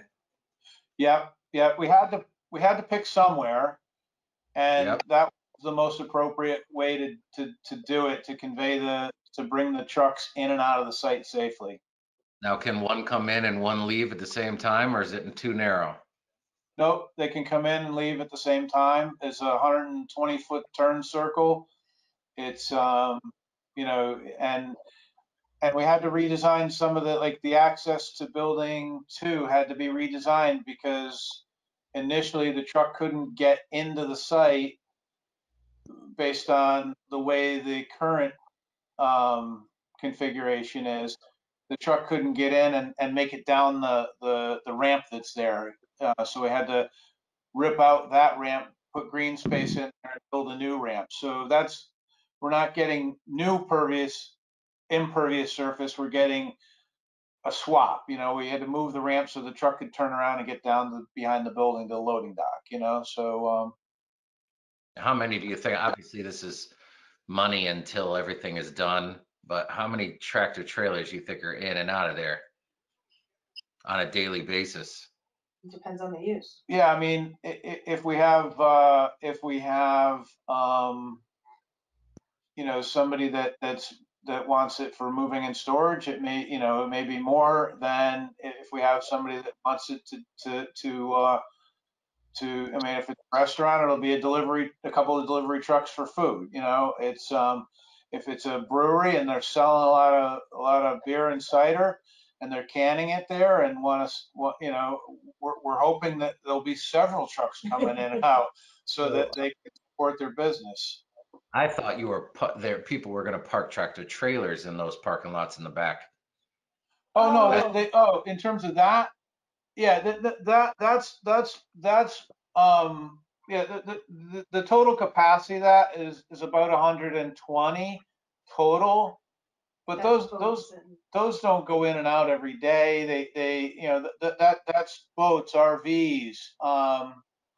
It could be a trailer, you know, so that isn't on the road traffic on a regular basis. That's more meant for, you know, right now, you know, there's two tractor trailers parked over on Cottage Street because they have no other place to go. This is a place for those trucks to park instead of parking on Cottage Street. Or I'm sure everybody's got an RV in their neighborhood that they can see that they'd rather not see. Maybe they could let their neighbor know that now they have a place to park it, you know? So Right. that's kind of how we envision it. It won't be daily traffic trips. Well, like you said, every step of the way, we're going to have to approve it. So I guess if I was a neighbor, my concern would be noise, water. What about the water and the wells? Are they going to be tested, and how are they right now? Yeah, all the water on site's been tested, and because the site was remediated under a volunteer remediation program, we have to follow up the remediation by on-site testing of all the on-site wells. So there's a number of monitoring wells in the site. All of the results have come back clean. So we're through 3/4 of monitoring, meaning, you know, you have to do a minimum of a year and get 4 clean quarters before you can close the site out from a DP standpoint. So we're nearing the 4th quarter. And then, you know, look, the state health director recommends that even individual well owners test their own water annually. I never did it when we owned our house, but you know, we would be testing our on-site water wells on a regular basis. Not you know, just because you have to make sure that if you've got customers drinking the water, that it's safe. Right. All right. So I heard you telling Bruno that you're thinking August, September for one of the buildings. We're hoping, yeah, if we can get everything to finalize, we've got somebody that would love to have occupancy for August or September. Yeah, honestly, just personal comment. It's such an eyesore now, and to see what I'm seeing, I can't wait for it to be done. You know what I mean? To be able to drive by with, like, We agree with you wholeheartedly. all right. Well, I wish you well. Thanks. Thank you. Commissioner Panici. Hi, John. How are you? Good. How are you? Good. Very good presentation. A number of items that I had questions on, you've already went through it. In the beginning, you had mentioned something about that this was going to be a gated facility. Is this still going to be a gated facility? Only the commercial parking portion of it would be gated. The actual gates that we have there now would be replaced with landscaping. Okay. Basically, that's all I wanted to ask. Thank you. Thank you. Commissioner Lupo. Hi, everyone. I agree. Great presentation by all. And a lot of my questions, like Dominic, were already answered. But I do have I want to add on to Commissioner Westland's question. Are there any current pictures of coming down 111 with the leaves off the trees, John, to show what the view would be? I don't know, Chris, do you have any of the? We'll see. It's up to Google Earth. I mean, sometimes they go seasonal. As we saw, it was summertime last. Okay, because I agree with Commissioner Westland. When you come down that hill, especially this time of year, you can see right through the whole property. So I do understand what you're saying about the barriers of putting more trees up there, but that's just one concern I have is what it would look like coming down the hill. From street level, I think it looks fantastic. That was my one thought. Second, is any idea what to do in terms of fire hydrants down there? If there was an emergency or a fire, I know there's no hydrants in that area. Right, we would probably have our own fire tank, or I think we have a fire pond on site. Yeah, it's we installed the closest fire hydrant over on the corner of Crown View when we extended the water main down to Crown View for Kevin Soley's house. So we put the fire hydrant as close as we can. We talked to Aquarian about running city water down here, and it was $1 million to bring the city water down. And so if we need to do sprinklers or any kind of fire suppression system, we're probably gonna have to build a large storage tank in order to accommodate that. Okay. Any thought on where on the property that might go, John? It may go underground, or it may go up on the hill in the back, because then we get to take advantage of the head pressure of the water coming downhill in terms of giving us pressure for a fire suppression system. But you know, that hasn't been worked out. It's going to have to be worked out by our mechanical engineers and approved by you when we come to that point. That's a great question, though. Okay. And then my last question is, any thought to, I love the idea of the cidery, if we can get someone to jump on that. Are there any views of, my concern is the sight line going across the street. If that would deter people from wanting to go in there, just because the state of the Cottage Street buildings, although not connected to this one, are pretty dismal. So does the current plantings that Tracy did, which were beautiful, Tracy, Thank you. do they cover up some of that view? Yeah, well, I mean, the owner of that property recently closed his restaurant. He's literally every time I see him, he comes across and says, as soon as you start going, I'm going to do something with this property. I'm just waiting for you so I can make more money. So it is interesting, though, that life breeds life. I mean, when we do something on this side of the street, it will raise the value of that property, and whether he does it or somebody else comes in and takes it over. Once we put a nice entrance on this side, it may motivate somebody to do something on the other side. Okay. And so I have one last question. Have the buildings, I agree, they look like they're pretty, I'll believe you that they're okay, but have there been any inspections done that to make sure that any potential tenants don't have any trouble getting COs, or that structural issues that might push someone back with developing it? Yeah, so like I said, like on the mill building itself, there are components of that building that would have to be removed for both traffic access, because when we did our tractor trailer turning movements, we couldn't get into the site safely without taking the front of the building off. And then there are sections, like you can see that sloped roof that we're just looking at right now. It's raining inside the building in that section. So that there are sections of that building that would have to be taken down as part of the redevelopment process. But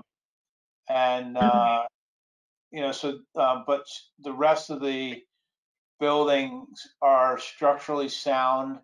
There are a couple leaks in the roof. We plan on re-roofing and re-siding all the buildings. With the exception of the Trust Tech building, because it's very new, it's a much newer building than the buildings down here. But all the other, all the other buildings, basically we're planning on new roofs, updating the siding, and some of that is because the buildings are also well situated for solar, and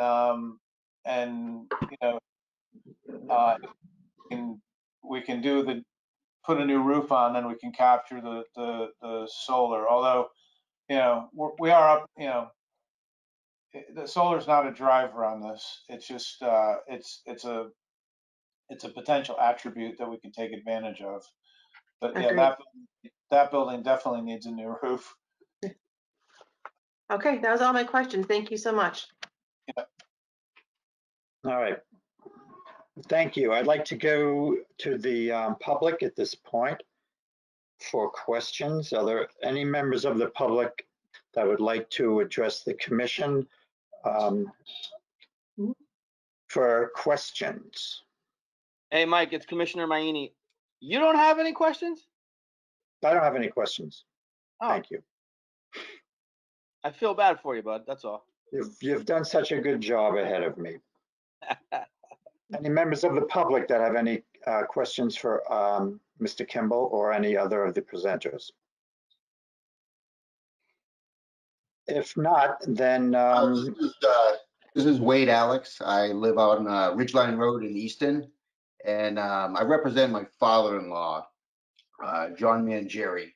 He ends up owning the property. He's a butter. He owns 1536 and 1564 of Monroe Turnpike. So, yep, across the street. John and Linda, I actually, when I first heard that it was going to be RV parking and that it was really just for tractor trailers, RVs, and boats, I can't say we were really excited. But after listening to your presentation tonight and looking how you want to do the project, it excites me that it actually revitalizes that piece of property. I do have some concerns about the amount of parking with the tractor trailers or that RV parking in the back side of it. And I know your intentions is to screen it. That I'd like to, kind of revisit a little bit, just on the sense that there seems like there's still a fair amount of asphalt in the front of these properties that softening it, but also understanding that you have to get enough parking in there to make it worthwhile to get to the buildings. I'd actually like to talk to, the planning and zoning board about the possibility of having, we have the 50 acres on the other side of that street. How does that benefit, or how could we help benefit what you're trying to do here? And I really don't have any problems with what you're trying for the plan or trying to push forward. I think that it needs to understand what they could do on that Cottage Street property and also over here on the other side of 111, so that, it complements to what you're trying to do and what trying to, the conservation and development of Monroe actually, pushing it forward to making sure that we're enhancing what is really the gateway to that side of town and making sure that we end up helping each other and not end up working against each other.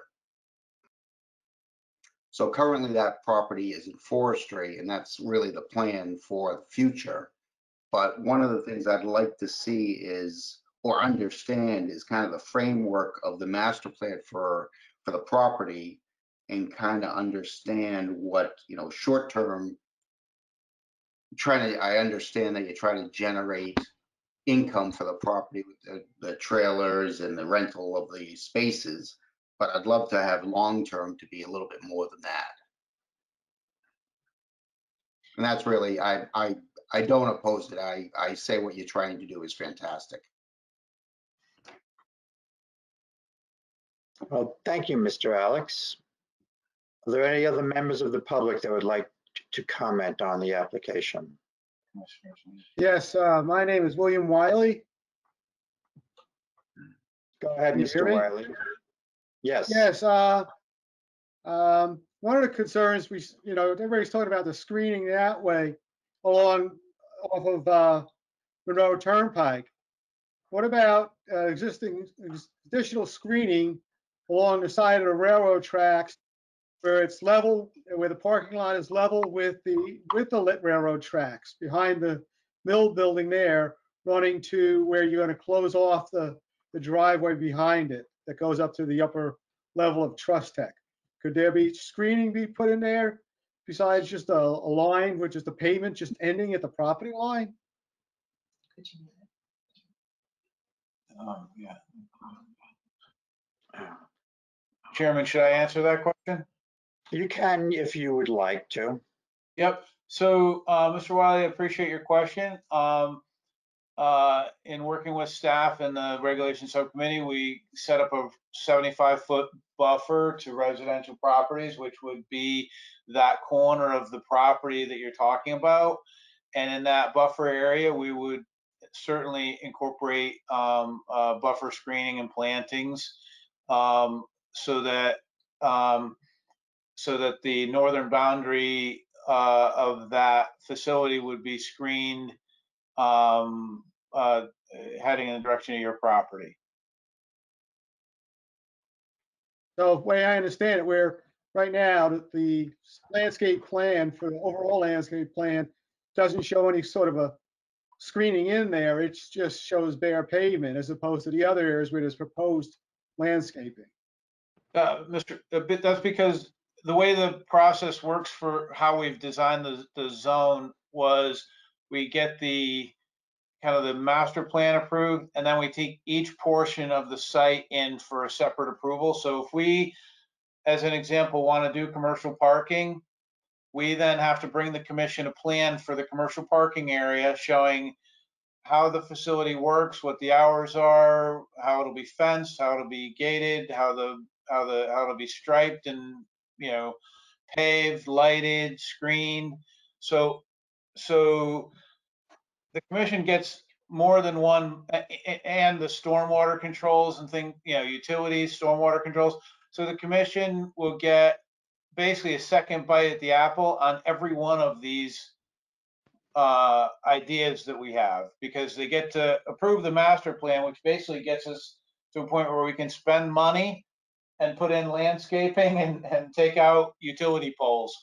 And then in order to actually make money back, we have to bring each building in and get a separate approval. So in order to bring in that commercial parking facility, you'll be invited to another public hearing, unfortunately, where you have to sit through us basically explaining how cars and trucks get in and out of that facility safely, how it doesn't impact negatively traffic on or off site, and how we protect the neighbors by fences, screening, landscape berms, and buffers. So it's a multi-step process, and we kind of worked with staff to design it that way so that everybody would be kind of protected through the iterations of the process. So you would also address the noise issues coming off of the site, perhaps? Yeah, we have to address, because it's a special exception permit, we have to address value and impact in the neighborhood, noise, pollution, traffic, and any of the normal concerns, including impact on property values of adjacent neighbors. If our proposal has a negative impact on property values, the commission would be in a position to reject the proposal. So yeah, they have very, they do have some latitude. It's not there's not an automatic, it's not a site plan approval for us. Understood. Thank you. Are there Thank any you. other members of the public that would like to comment? Hello? Yes. Yeah, my name is John Leggio. I live at 2 Whispering Pine Road. And I bought the old Trust Tech company. I applaud Mr. Kimball, his landscaper and his architect design. I think it's a great concept. Okay, if it stays that way. What I'm concerned about is behind my property where they plowed over the land. I guess there was dynamite used, and I think it was done illegally. So I don't know if that land needs to be remediated and what they intend to do with it in the future. Any comments on that? Or anybody know of it?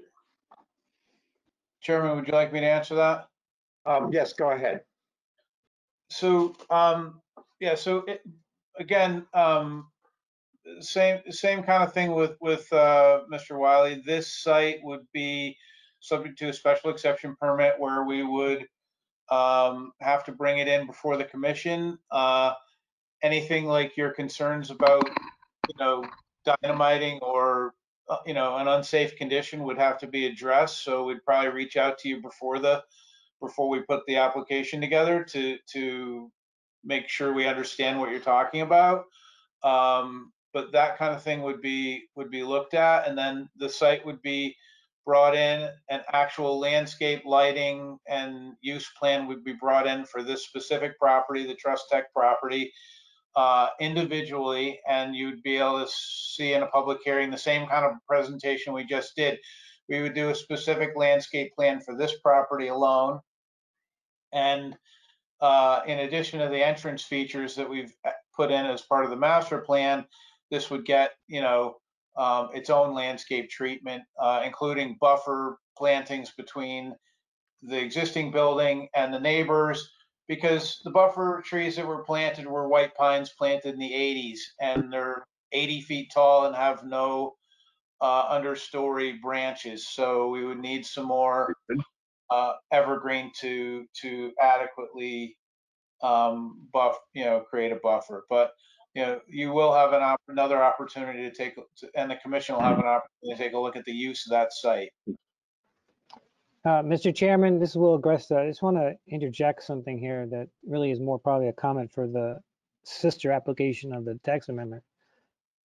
Although there would be a plan that comes to the commission, the way the text amendment is written, it isn't actually saying that all the uses would have to come under a special exception permit requiring a public hearing.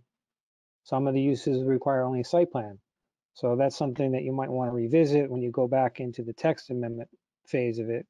And perhaps consider all the uses and development on this property be under SEP like John has been saying. But at the present time, that is not what the text amendment is saying. Thank you, Will. We'll be going to that next. Are there any other comments from any other members of the public?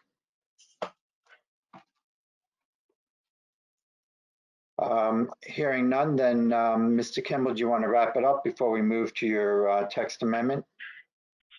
Yes, thank you, commissioners and public. I appreciate the comments.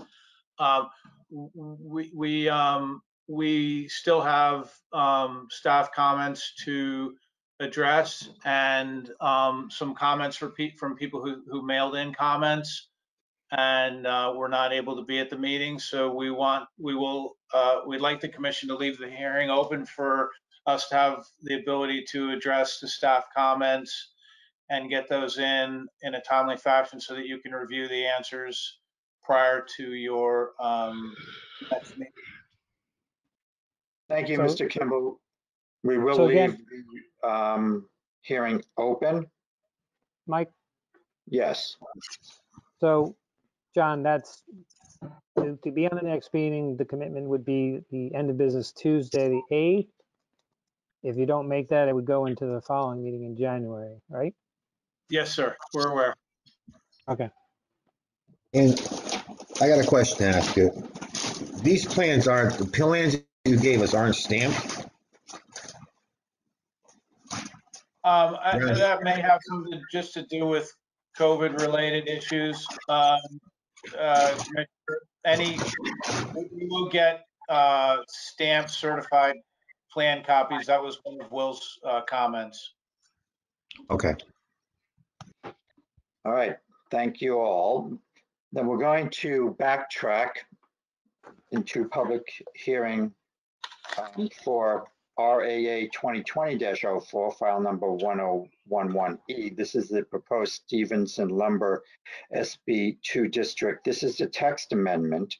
And this hearing is being reconvened from November the 5th. Will, do we have any new exhibits? I think we read those before, but maybe we didn't. I don't remember. Okay. I believe you did.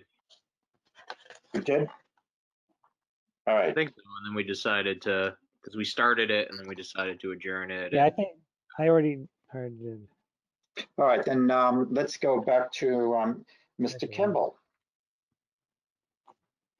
Good evening, members of the commission and interested public. I'm glad that we were able to present a visual as to what the Stevenson Business 2 district could look like. I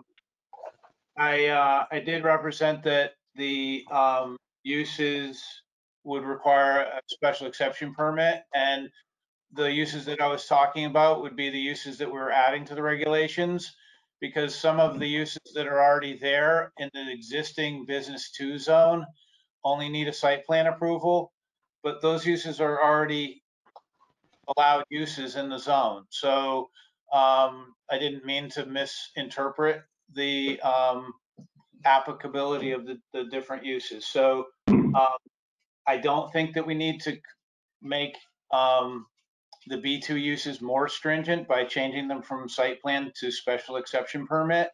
I think that is an adequate way to handle the B2, the existing B2 uses. And will correct me if I'm incorrect in terms of, I think everything we added with a special exception permit requirement. But I can review that with staff instead of taking the commission's time to go through that. As far as the other housekeeping issue, I'll call it, we did make a minor change to the schedule of permitted uses, and we need to make sure the commission's comfortable with that. The commercial parking facility was originally what we were talking about only, and that was basically fee parking for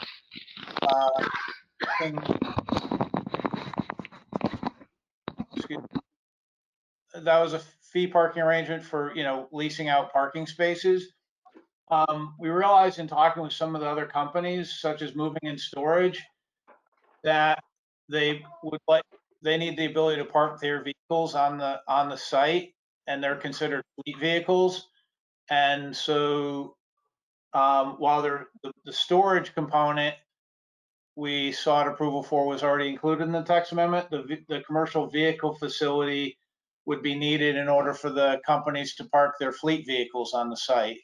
So since we already had commercial parking facility as part of the application, we felt that this was a minor non-substantive change to the application. And if you view it that way, then we can continue to move forward. If you don't view it as a minor change, then we would have to have notice sent back out to the regional planning agencies. So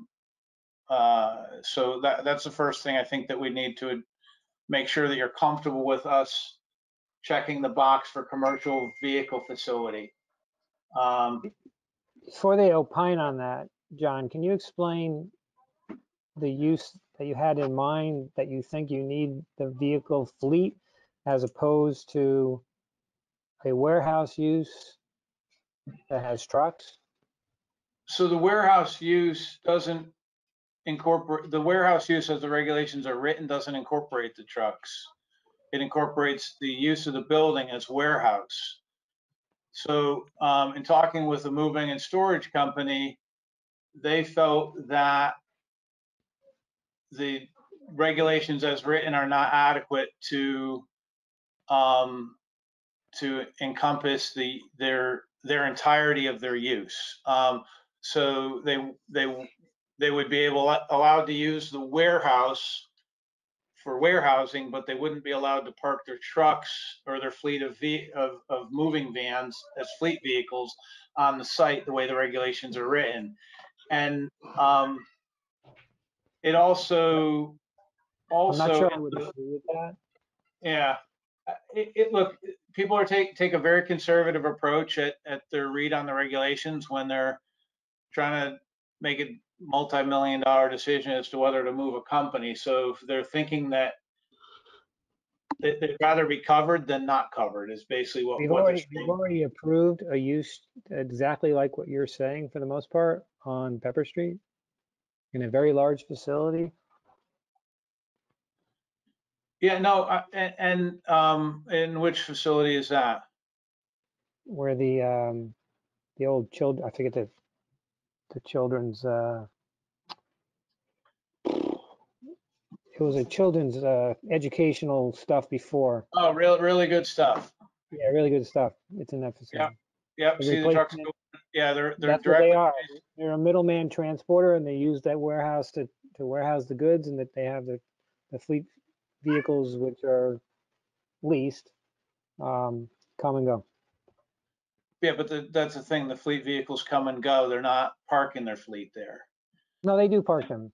The difference between a fleet vehicle and an operation with the building is the principal use is the fleet vehicles. Yeah, In this instance, your warehouse is your principal business, and you're using trucks. Yeah, it's more about, and I'm pulling up the actual regulation here, but I guess the question is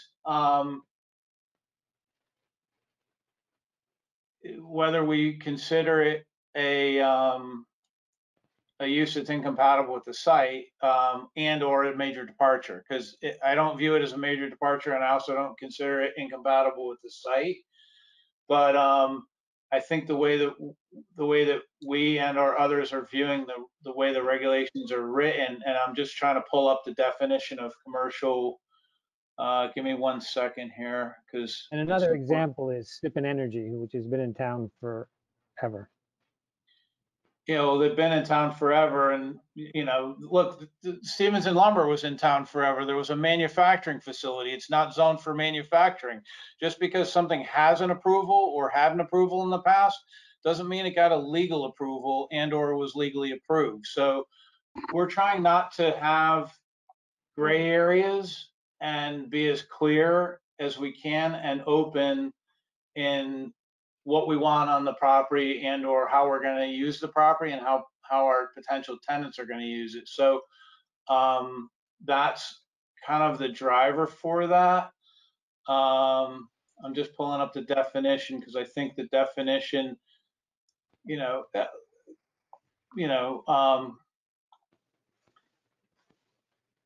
it's just a commercial vehicle facility.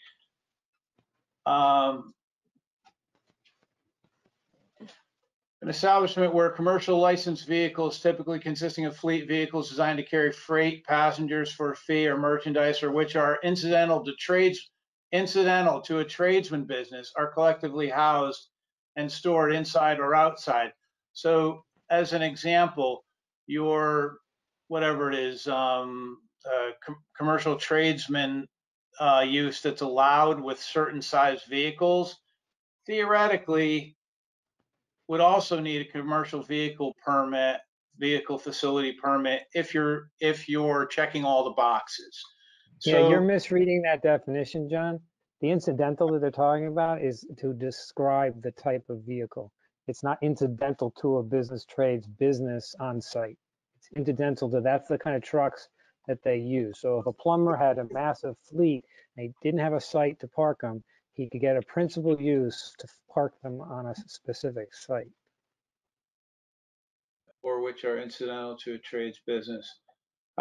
Well, I guess we just differ in our opinion of how we read that paragraph, but I guess what really matters is that we have tenants that are looking at it, that are reading it the same way I'm reading it, and they're not comfortable with the use, the way, or getting a permit without having that ability. So, So I agree with you. There's two questions for the commission in addition to the substance of it, is whether they want that use. If there's Right. concern, if they don't want that use, if there's concerns about the warehousing use not being lit, you'd have your trucks that go with your warehouse.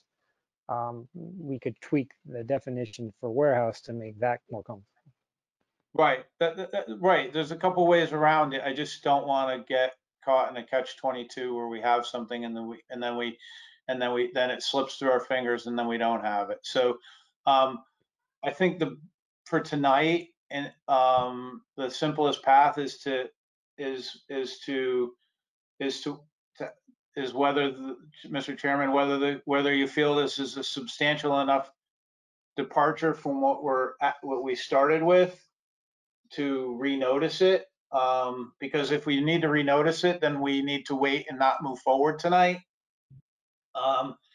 If you decide that it's not a substantial departure, the commercial vehicles facility could, when we checked with our land use council, they basically said that they felt that the notice was broad enough that you had already given to the regional planning agencies and to the in your general notice that this was that they felt this was a minor tweak to the application, and then that you could entertain it, because it's completely up to you whether you want to entertain it or not, because the regulations are yours, you own them.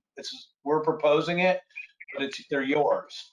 So John, when I told you about this, I wasn't concerned about the legal noticing. It was the referrals to the agencies, because they get the specific language. They don't just get a notice that we're having a hearing.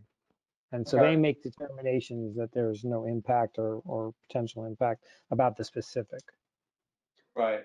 All right. I don't think they need to be renoticed on this either. So I believe you can go ahead.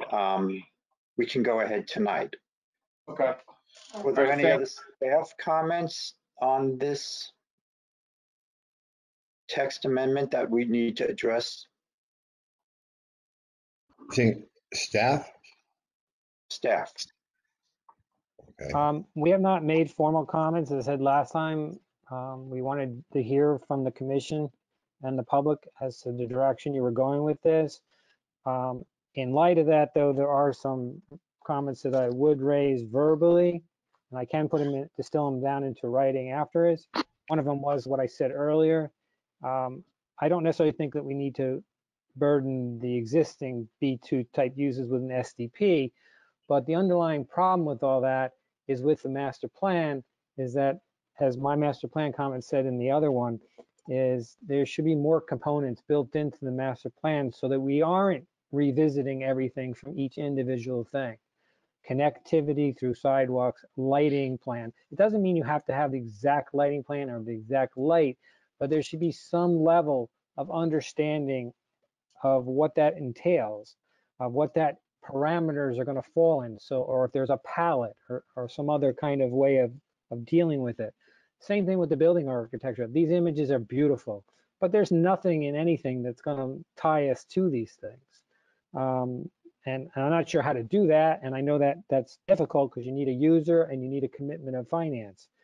But those are things you need to consider, is that you don't want to be redesigning the functional aspects of the site that connect to all these properties, because even though they're separate in a way, they're actually under one thing, and it'd be complete cross easements across there to make this work. And one property is going to benefit the other property to make them work. So that's something, and maybe it's through phasing there's no real phasing built into the text amendment either, or into the master plan as they're supposed to be. So those are some of the things that we have to look at. The other thing I'm not sure about, I know we reviewed earlier versions of this. The way it is written, which has a good bone, is the master plan component. But as I've been reflecting on this over the weeks, I don't know if how that exactly should work, whether it should work the way it's drafted, where it's just a component of the zone change, or that itself should be a separate SEP.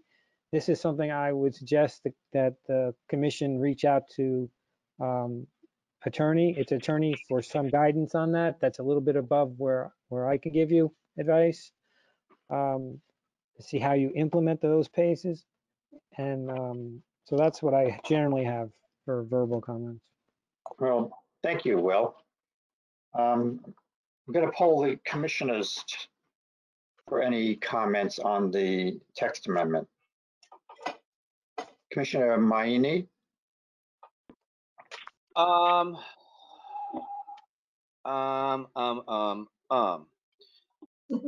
think, I don't know, I'm kind of in favor of the SEP for the individual processes for those buildings.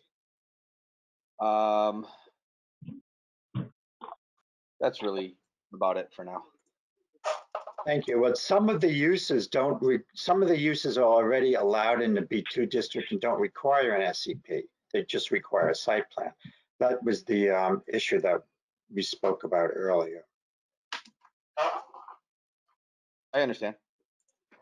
Commissioner Condon? No questions or comment. Commissioner Ambrosi? Yeah, Mike. Like I agree with Bruno about the SEP because we're changing this zone to allow commercial parking, right? That's one of the new uses, yes. Right. Will that automatically apply to something that's just a regular, a site development plan? Will that be would be incorporated in that? That use would require an SEP. Would it or would it not? I believe so. Will? Yes, that use will. I think the issue that I was raising, and I think that Bruno was echoing, is that although we don't necessarily want to burden the development from happening, obviously, but if you have a mishmash of SEP and SDP, and they go through these different processes, you're not having the public input, you don't have the say that you would on the development, and that some of those coherent values can fall out because you really have to have the regulation to specifically say what it has to be. So some of that horse trading that might happen in a discretionary review isn't going to happen. And we're not just talking about putting in a use here, we're talking about redeveloping the site and the buildings, which is a lot different than just moving into an existing facility that's ready to go. Okay. Hey, Mike, it's Bruno again, and I absolutely 100% agree with Will on that. Okay. Thank you, Bruno. Any other comments? Yeah, I want a little bit more information on this fleet parking. Okay. Exactly. Who was that? Leo? Yeah, Leon? Leon. Yep. Okay. John, you want to? All right, Mr. Chairman, it's John Kimball for the record. So fleet, where this came up, Commissioner Ambrosi, is through discussions with a moving and storage company where their legal counsel that does their zoning work looked at the regulations and had a different interpretation, obviously, than Mr.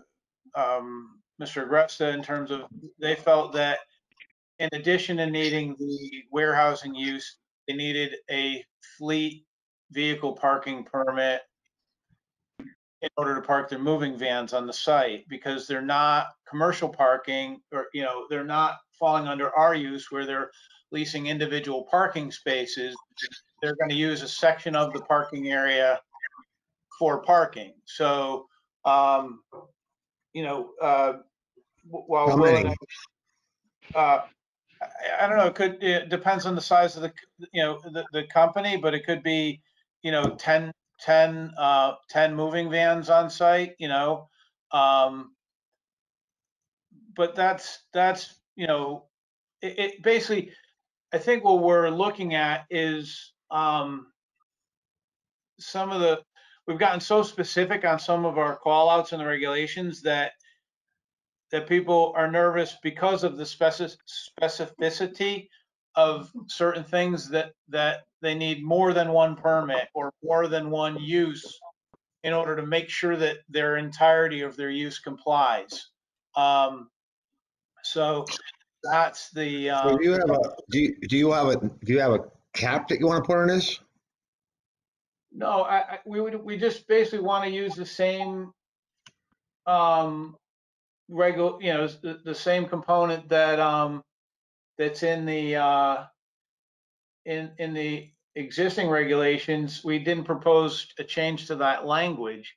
If you know, if the commission thought that it was important, you know, in my view, whether I screen and get paid to park trucks on an individual truck by truck basis, or the trucks or I get 20 trucks and I have one company that leases the space and gets paid to put the same trucks there, I think it's the same thing. I think it's just viewed differently in the regulations, and that's why I really thought it was a minor deviation, and I think it's compatible with how and it's, you know, it is a special exception use. I was gonna, you know, so that's kind of how we viewed it. But, you know, again, Leon, these are your regulations, they're not ours. So you do get to make whatever suggestions and or changes when you ultimately vote on the regulations, because they are ultimately a work product of the commission. They're just something that we propose to suit the needs of our development. But ultimately, if you want to make a modification, it's absolutely your right to do that. No, like I said, John, I understand, you know, where you're coming from, but like if you subdivide these pieces, then we have to deal with different individual people, and you know, this is going to come in front of us for all individual different people. And I saw like what your master plan looks like, but that doesn't mean if you subdivide it that each one of these buildings is going to look like what you propose it to look like, and with the screening that you propose it to look like. So, you know, we really have to look at it that maybe there's possibly that all these will be subdivided and to be sold off separately, and these people will develop them themselves. So I just want to make sure that we have all the safeguards in there that covers the town. No, I think you're very correct in that, and I think it's an important consideration. Okay, that's all I have for now, Mike. Thanks. Did I skip over Commissioner Condon? Nope, I had no comment. Okay, then we'll go to Commissioner Westland. I have no comments at this time. Commissioner Schneider, No comments. Commissioner Panici, Well, I had some concerns, but Will best verbalized what my concerns were. But at the same time, we should allow the developer to be able, what just John said, not just restrict an individual vehicle that he should lease to, but if someone wants to lease 10 spaces, we should allow him to do that. That's all I have to say. thank you. Commissioner Lupo. No comment other than, or questions, other than I agree with Will, and I would like to see the definition of commercial parking facility maybe teased out a little bit more to be more specific. Okay. So we're going to go to the public. If now on this text change amendment. Do any members of the public have any questions or comments on the proposed text change amendment? Hearing none, do any of the members of the public, once again, have any questions or comments on the text change amendment? If not, then we'd like to go back to the applicant to wrap that up. And Mr. Kimball. Thank you very much, Chairman. Yeah, I can appreciate Will's comments. We have been working on this for 2 or so years. We went from a simple zone change to a overlay zone to a Stevenson B2 zone to, we've investigated a PDD, a D, I think we've been through every iteration of this. I think it's, a little cumbersome, but we've been willing to work through it. I think the master plan is something, a hoop that we were willing to jump through to give the commission a comfort level in the process of changing the zone here. I don't think it's a perfect vehicle, but I think it's the best vehicle that we have. I'd love to see the regulation without the master plan concept, because that'd be how every other zone in town operates. But it was a way for us to be able to work with the commission and commit to the landscaping, commit to the underground utilities, commit to the tree line drive, and show how that worked. A commitment for us to have spent already a significant amount of money doing due diligence, making sure that pedestrian movements, traffic movements, utilities, sewer, water, all the connections will work on the site for all the buildings.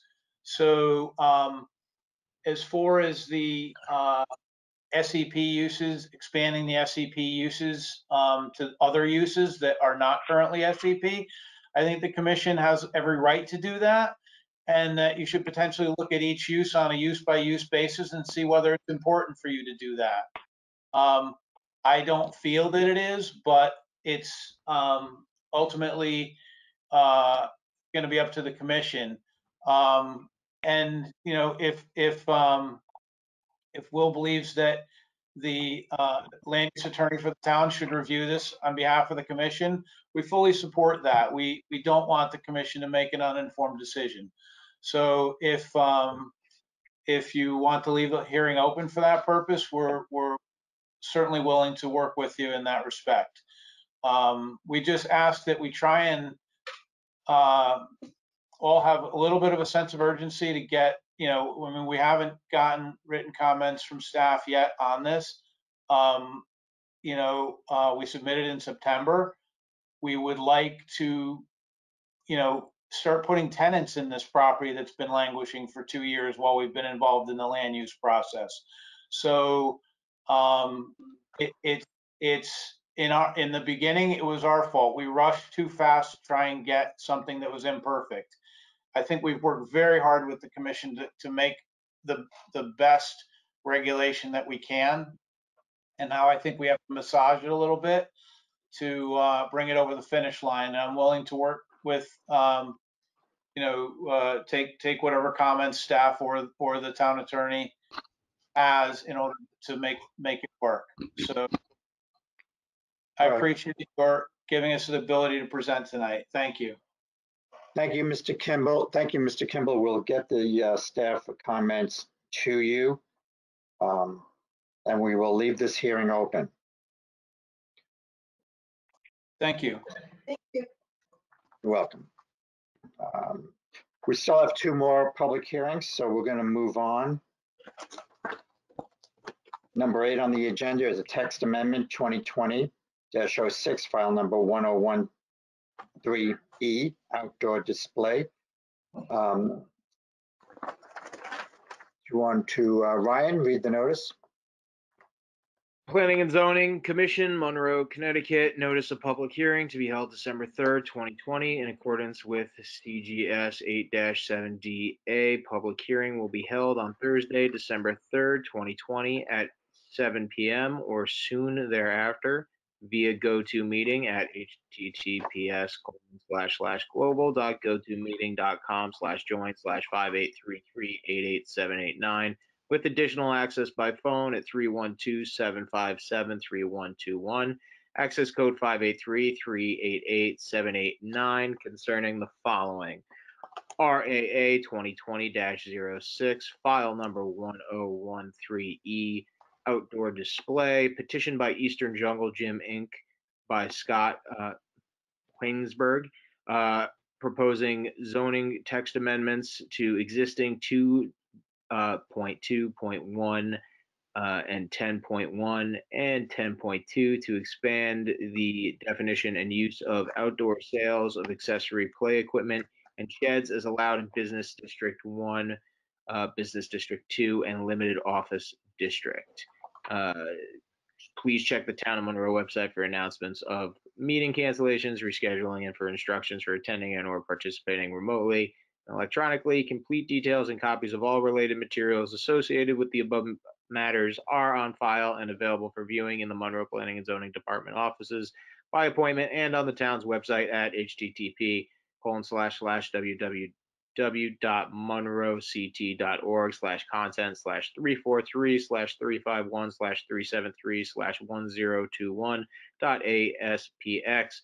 Public notice was published in Voices on Wednesday, November 18th, 2020, and Wednesday, November 25th, 2020. Thank you, Commissioner Condon. Mr. Gress, do we have exhibits? Yes, exhibit number 1, regulation amendment petition. Exhibit 2, referral notice to water supply. Exhibit 3, adjacent municipality referral notices. Exhibit 4, regional planning agency referral notices. Exhibit 5, West Cog referral response. Exhibit 6, Naugatuck Valley COG referral response. Exhibit 7, Metro COG referral response. Exhibit 8, ART planning and zoning comments. And Exhibit 9, indication from Health Department, no comment at this time. That's all. Thank you, Will. And for the applicant, this looks like a fairly straightforward and text amendment. And who do we have for the applicant? Good evening, members of the commission. For the record, my name is Kevin Soley. I'm a licensed professional engineer in the state of Connecticut with Soley Engineering, offices located at 501 Main Street here in Monroe. We're here tonight to talk about a proposed regulation amendment to the Monroe Planning and Zoning regulations. We actually came before the commission to talk informally and then also met with the regulation subcommittee regarding this application. For a summary, we're proposing to modify the regulations to address the parking requirements for the outdoor sales of accessory play equipment and sheds. The current regulations have a provision that allows for outdoor sales of accessory play equipment and sheds. And it primarily really focuses around the activity for Best in Backyards, which is currently located on Main Street. So just to orient everyone, Best in Backyard, you may be familiar. I know that we myself and my family, we went and bought a swing set from these guys. They're located right on Route 25,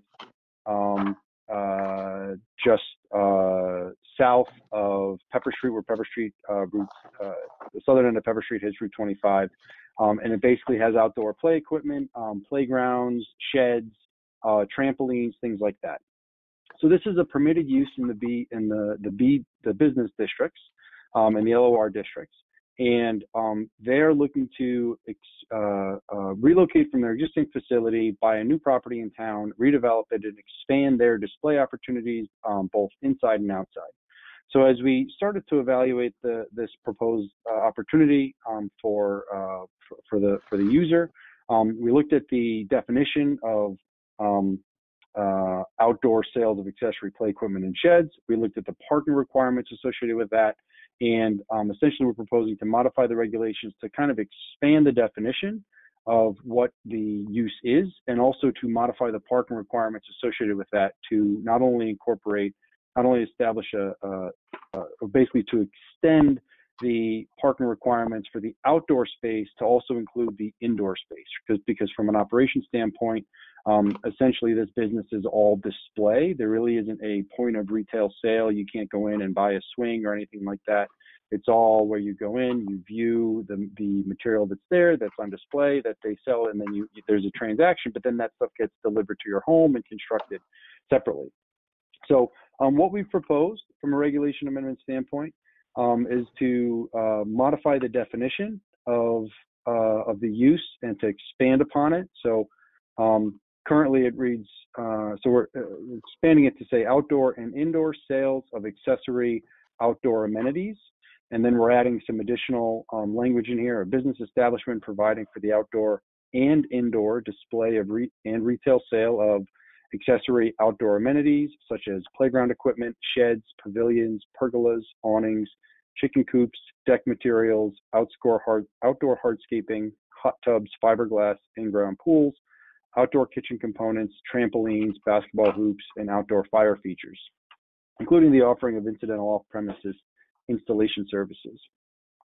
So that the first regulation amendment is to modify the definition to expand upon it so it's more precise for the use itself.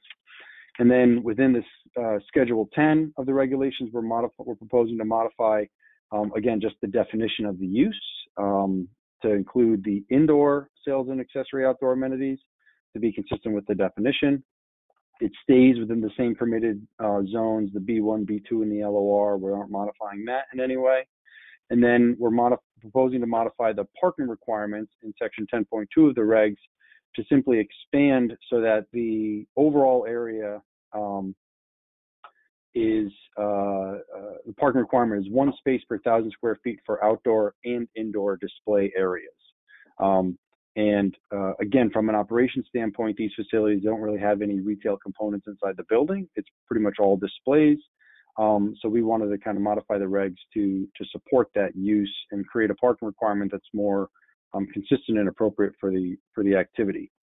So to kind of support those parking requirements, what we did is we actually looked at the existing parking demands at the existing facility in Monroe, but also looked at some of their other facilities throughout the state of Connecticut. So we looked at a site, the site in Monroe. We conducted parking counts during their peak period. And they have a very small, in Monroe, they have a very small kind of office building component, and it's mostly outside. So we went and we observed the parking at the facility during the peak demands. We also looked at their facility in Cheshire, Connecticut, where they again have a small building and then they have a display area adjacent to it, similar to what happens in Monroe. And we also looked at their facility in Danbury, Connecticut, which again is consistent. It's a small building and then larger display outside of swing sets, playgrounds, trampolines, sheds, etc., things like that. So what we did is we basically determined from a parking standpoint that between these three facilities, the actual parking demand was much lower than 1 space per 1,000 square feet. It was 0.26 spaces per 1,000 was the maximum experience in Monroe. And we did look at what their peak periods are, and we're able to work with the operator to understand when they're the busiest, and it's on a Saturday afternoon.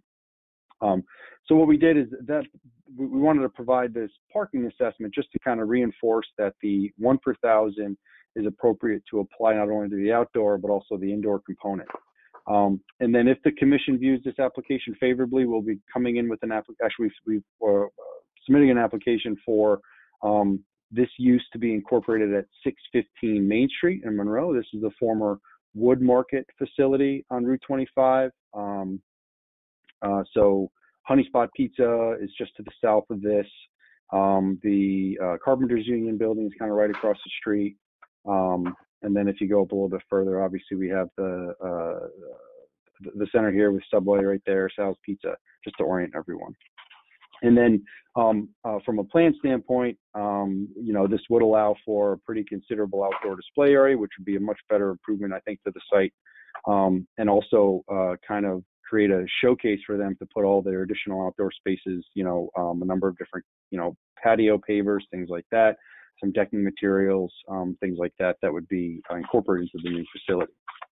So relatively straightforward application. I think again, we're simply looking to modify the definition and the parking requirements. We did receive some comments from staff yesterday. The suggested revisions to the definition seem appropriate. I will say, though, that it is the intent to actually construct some decks as part of the proposed application from a development standpoint. So I think that should be acceptable. And if the suggested revision from Will to remove deck materials or outdoor hardscaping from the application, I think, we wouldn't want that to restrict our ability to actually create those display areas on the property. Kevin, if I can interrupt you, if you intend to use decking and other things to simulate the display, I don't see that being a problem with my suggestions of those words coming out. Those words are really, are you selling deck? Yes. Well, they similar to any of the other uses, you could go there and purchase a deck and they have the decking materials on display, then they would come and install it. Mm-hmm. That's why we included it in the list, because we wanted to make sure that they had the ability to put those up, to have the display. I understand. I do understand, and I totally have no problem in any thoughts about it being in display aspect. The concern that came to my mind when I made those comments was someone could come in and just do have all kinds of pavement materials displayed. And I don't think that was the intent of this use. Not in a bulk sense, not having a palette of different paver types, but I will say part of the application is actually across the front to have different pavement type materials and flagstone, different types of bluestones, things like that, to kind of highlight and showcase the products that they have available to customers who would come in and look for that particular service. So we wanted to make sure that the regulation allows for that. I think fundamentally, from what I understood about this application, that those things aren't difficult in realm of this particular user.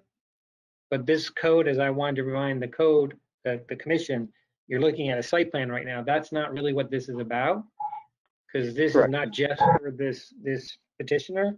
This would apply to all the B1, B2, and LR districts, and anybody could come in and they could do some or all or none, just one piece of this. And that's really what I was concerned about, of this being really more someone taking this use, which was not intended for a masonry kind of use, and turn it into that.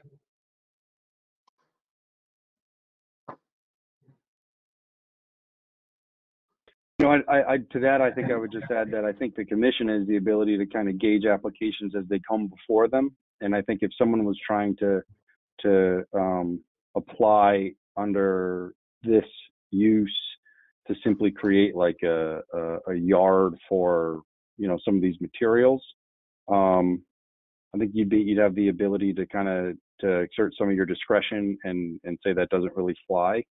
And obviously, our intent is simply to create an opportunity for Best in Backyards to relocate their facility into a bigger, better site, create additional investment in the community, and create something that can be really vibrant.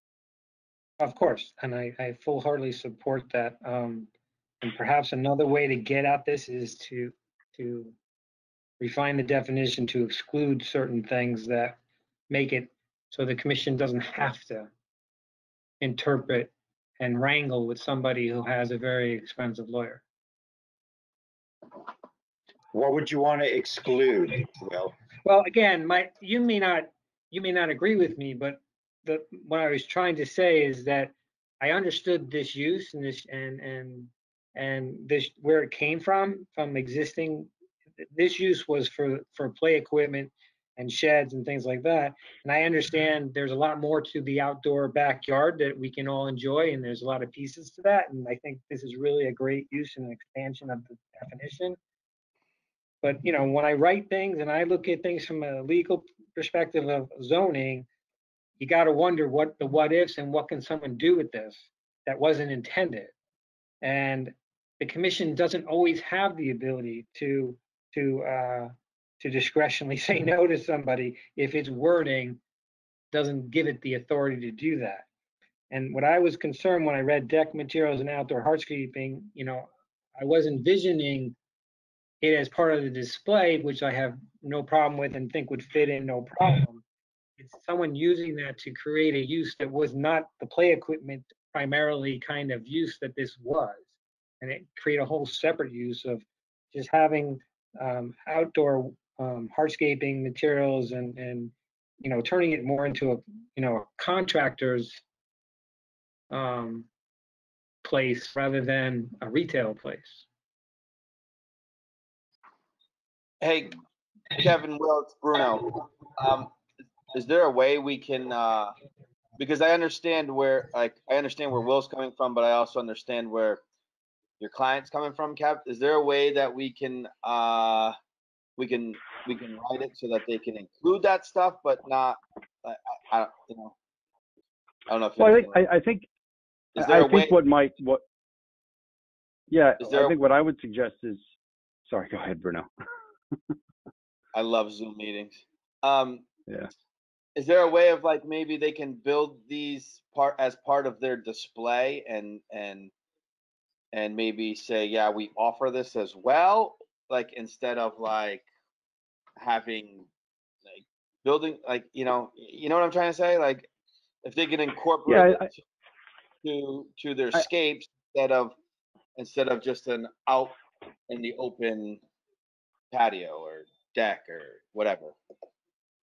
Well, I think what might help is, you know, perhaps adding a line to the definition that says, you know, this excludes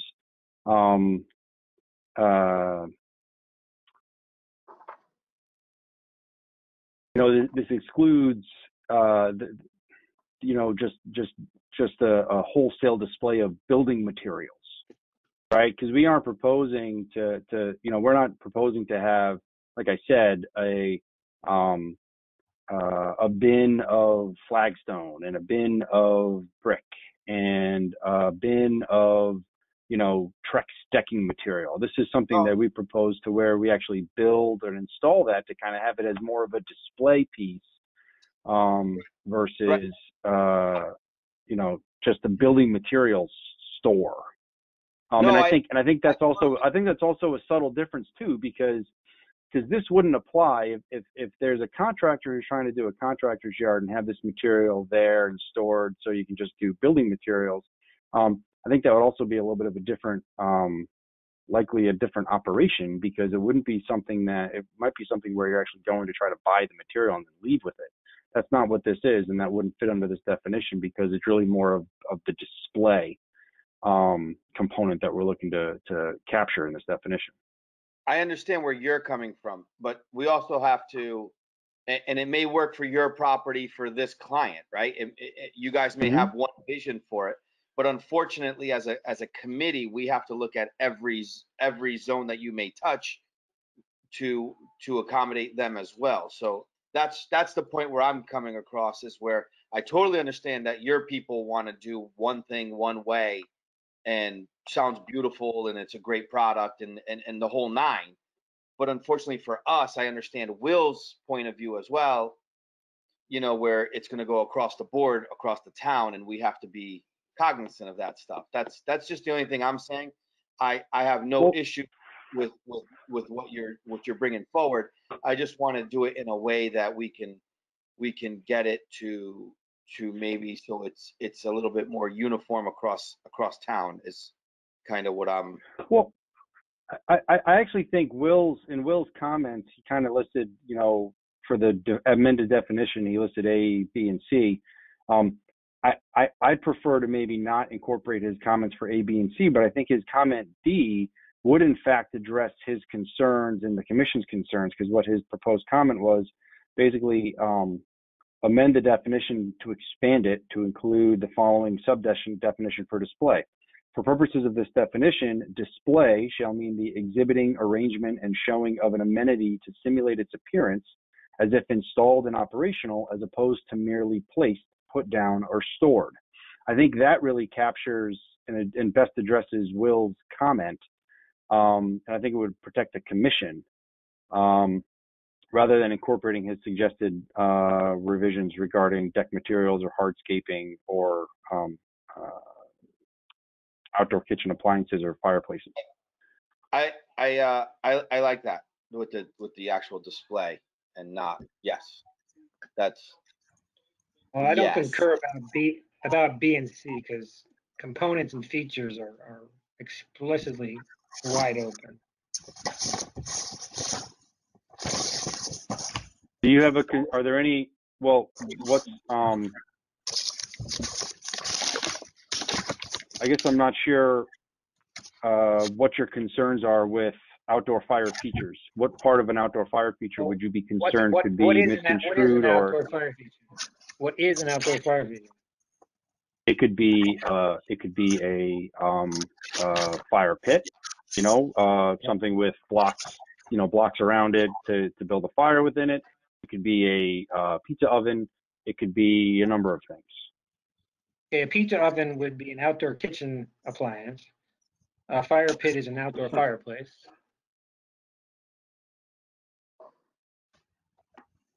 Well, if you Google outdoor fire feature, you get a lot of different pictures of fireplaces. There is one seems to be like a potential oven, different like, you know, bowls that are on fire. So I guess there are a lot of options there. Google knows everything. Let's get some of the commissioners' opinions. So, Commissioner Condon, do you have any other? Yeah, I really like the idea of putting in the you know, the stipulation that it to be displayed how it would be used. So we're not looking at a pile of flagstone or something like that. To be like, set up as a walkway. So having that in there, I'd be okay with. And besides that, I'm pretty good with everything else. So I'm okay with it. Commissioner Ambrosi? Yeah, Kevin, do you think that you could work out some of these little things with Will? I do. Like I said, I think incorporating D is fine. You know, I think we're wordsmithing. I don't really know. And I understand that, but we just don't want different things to pop up in town. We had a subcommittee meeting because we knew that he needed this need, and you know, you said you weren't going to have any sales of anything indoors, right? You said this is like, you know, you weren't. So then on display, right? They could have a hot tub. Yeah. Right. I understand where you're coming from, but like I also understand where Will's coming from. So we just want to tweak this a little bit because we don't want this to like come back and bite us in the end, that we did something and now all of a sudden we have something we have to deal with. So I can understand. I think that you could work this out. And, you know, I mean, do you think you can work it out with Will and come to some kind of agreement here? Well, I think, I mean, I certainly think we could. Again, I just don't know if, I think I'd like to get the commission's, you know, we're talking about outdoor fire features or outdoor fireplaces. I'm not really sure how an outdoor fire feature could be somehow misconstrued to be abused or create an issue other somewhere else. Well, can we say that, well, like, could it be like, assembled outdoor features? Well, I think that's where Will's comment D comes into play, because it defines what display means. And display shall mean the exhibiting, arrangement, and showing of an amenity to simulate its appearance as if installed and operational, as opposed to merely placed, put down, or stored. So I wholeheartedly agree and would love to adopt Will's comment D. I'm just not sure if A, B, and C are really applicable or required.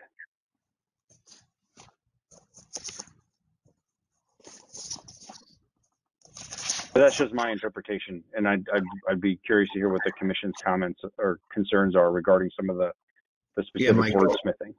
All right, let's go on to somebody else, Mike, and just come back to me. All right, Commissioner Westland. Well, do you think that this question's for Mr. Solly, that this stipulation tweak would adversely affect your client's, efforts on this application? Incorporating D, I don't think would. I think incorporating A would. I would not. I'd request the commission not exclude deck materials or outdoor hardscaping from the definition. I think those are components that we want to be able to display. I guess components versus appliances. I don't want that to be somehow construed that we can only show the appliances and not the constructed kitchen. I wouldn't want that to happen.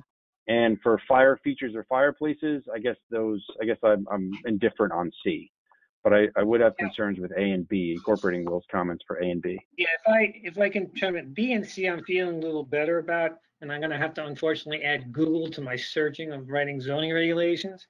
But as I hear what you're saying, I can feel that B and C are less important. D is absolutely important. I still want to understand, and I don't have any problem, and I don't think the definition excludes the decking and outdoor scaping within your display any different than putting out a chair or similar, or a game to make it look like what you would have in your backyard. Again, my concern on those was something about it being the principal use as opposed to what you all do, which is what the use is from the original component. So would you be able to maybe give an example of how you think this could be somehow abused if we were to incorporate your suggested language for D? The thing that came to my mind immediately was, oh, now we're going to get a mason contractor somehow wiggling his way into the definition of a playground equipment storage, storage shed outlet. And, it was easier in making the comment to remove those from the definition. I wasn't really, in my mind, ever thinking that they were part of the display or would be prevented from being in the display. I mean, it's not intended to have someone who builds decks to build 5 decks on a site and show you the decks and sell you Trex material. That isn't what this use is about. That's correct. And by having that in, someone could go and say, well, it's deck materials, that's what I sell. All right, let's get the other commissioners to chime in on this. Commissioner Westland, did you have anything? Yeah, I'm not so big on the stipulation. I think we're getting a little too granular with it myself. I'm not completely sold on the fact that we need to make that stipulation, but I'm willing to listen to everybody else as well. Okay, Commissioner Schneider? Yeah, I don't think we need to either. Don't need to what? The stipulation. So then you're okay as long as they include letter D?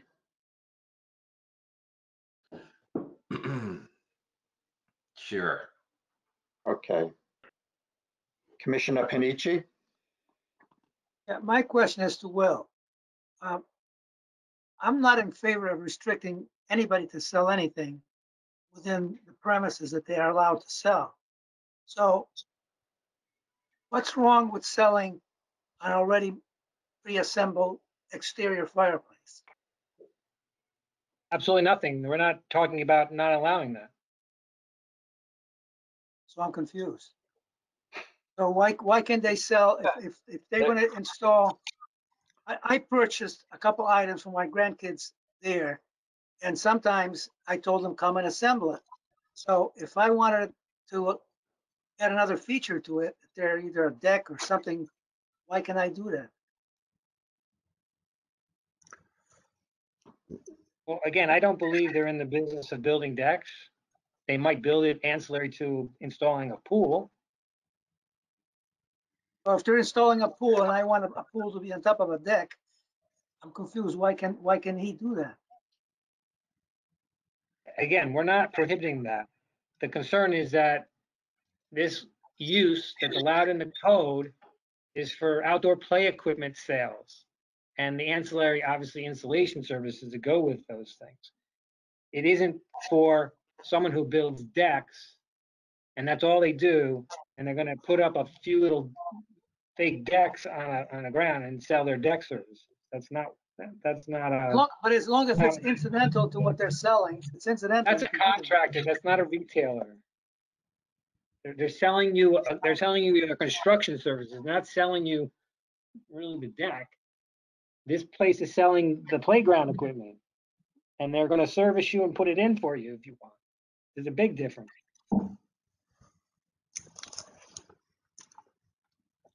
I'm in favor of some restrictions, but not if it's incidental to what they're putting up. Hey, Okay. Kev, it's Bruno one more time. You know, things pop in my head. Is there a way maybe we can write this regulation that will work across all of these zones if we word it in a way that it's part of their business per se, like the playscapes are not going to install a roof, right? Their business is not to install a roof or to sell cars or something like that. So is there a way we could write this that, like, as long as it falls within their parameters of their business, so that we can so that it kind of works across the board? Or am I just way off on this one? Bruno, I'd never say you're off on anything. But I really do think incorporating Will's comment D about the display definition helps, because I'm not sure. I think the first part of this definition, a business establishment providing for the outdoor and indoor display and retail sale of accessory, and then it lists all of the different items.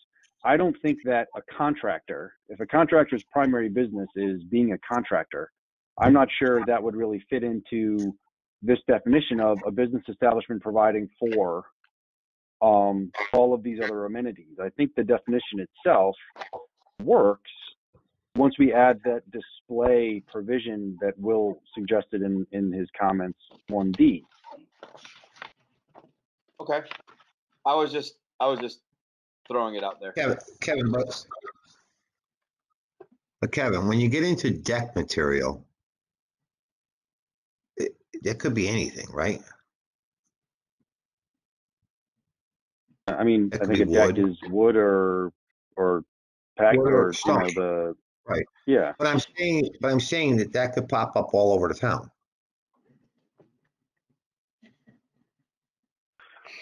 So this is only permitted. It's only permitted in the B1, B2, and LOR districts. Right. So I think I'm not sure a contractor is going to go through the investment of buying a property in the B1, B2, or LOR district and then creating a showroom for their work. But if they were, and it was in a finished product, I'm not so sure that would be problematic. Because I think there's other provisions here where it's not as if this allows them to also have a big outdoor storage yard or equipment or construction vehicles or anything like that. So I think I think that the definition itself protects the commission from having something pop up in town, because I don't necessarily think it's that bad if, you know, there are actually other uses in town that are probably similar to this from a display standpoint, and I don't think they're noxious or Well, there is, offensive but to anybody. I think that one that we approved was an industrial zone, wasn't it? Which, well, that was just an outdoor display of storage of materials, but I don't think that's really applicable to what we're talking about here. No, he does make like outdoor stuff. Like he makes, didn't he make like, you know, for patios, he made outdoor for fire pits and stuff like that, that guy that we approved? Oh, Stone Farm. Yeah, Right, it's Stone 754 Farm. Main Street. But again, that's actually, that's a completely different operation, because I think Well, it's not a little bit completely different. different. It's not completely different. I mean, it's not completely different. He's definitely making outdoor stuff, but that was an industrial zone we did that in, right? Well, the difference with him is that he's a manufacturer and he does manufacturing on site, and the display that he is authorized for is to display his product that he makes. Right. And sorry to that is the pieces that go with it, which are the same thing with the kitchen components, and he also makes the fire pits and fireplaces. So he's similar, but not exactly the same. And his use wouldn't fit into this definition either, because it wouldn't fit into the definition of display as Will crafted. Yeah, no, he's definitely different, because his primary use is the manufacturing component. Right. And, All right, Kevin, I'm looking at the definition again, and you're right. You know, again, I'm looking at my comments without looking at the definition again. But the definition, you're right, gives me a little bit more pause, because you're right. It starts off by saying displaying retail sale of accessory outdoor amenities. So, I mean, I still think someone could wiggle this in, but I'm having a less of a problem with it. All right, So well, can that's we- good to hear. All right, so then we could work this out. Sorry? So basically, Will, you and Kevin can work this out, I guess, right? Because now you're starting to get like an agreement with this. I mean, I see your understanding and I see Kevin's understanding. So I just want to be able to move forward on this thing. So I just want to close this out. I agree. Word is compromise. Let's hear from Commissioner Lupo. Do you have anything? No comments that weren't already said, but I agree that I don't want to limit future businesses from coming to town if we make this so minute that it gets too overwhelming for them. But I think the way this is written and the definition, how it's written, like Kevin said, and how Will is starting to read this, I think that I'm good with this, maybe a little wordsmithing, and I think I'm good to go. All right, thank you. It sounds like we're ready. The commission consensus is to move forward with this. And in my opinion is, as long as you agree to add definition D, not definition D, but section part D, then I'm good with it also. So go ahead, Mr. Solly, what would you like us to do tonight? Listen, I appreciate the commission's discussion and their support. I'd request that the commission approve the application, and we'd be happy to include Will's comment 1D for the expanded definition of display. I think that would provide the commission and the town the protection that's needed. I appreciate your consideration. And I want to welcome Commissioner Lupo to the hearing. This is welcome. Thank you. Since this is a public hearing, I forgot to invite members of the public. So at this point, I would like to invite members of the public to make any comments on this application. Well, if there are no members of the public interested in making comments, then let's close the hearing. Do you want me to make a motion? Yes. Motion to close. Do we need to move to close this, Will? You can just have a consensus if that's good enough. Yeah, I think we can just, the consensus is to close the hearing. Close it. Thank you, Bruno. You're welcome. Maybe for the next one. I'll try again later. Thank you, Mr. Solly. Thank So you. let's move on to the last public hearing of the night. Thank God. This is this is our text amendment that we've been working on for quite some time, RAA 2020-05, file number 1012E, mixed use development. We're reconvening this hearing from 11/19/20. And Will, do we have any new exhibits? Yes, give me 2 seconds.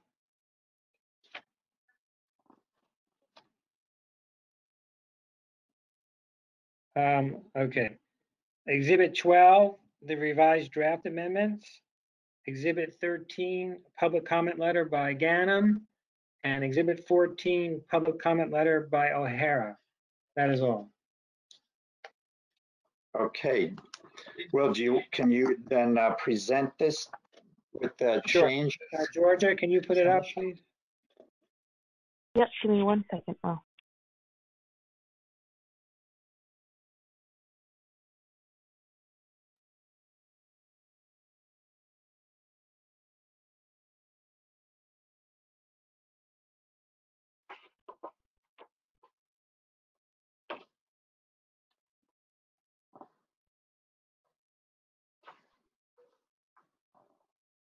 Okay.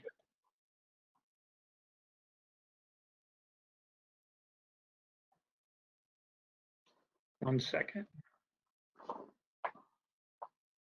right, so as the commissioner recalled at the previous hearing session, there was some discussion about various items, and I was asked to prepare some revisions based on that discussion. The first such revision shows up, if you can move to page 4, please.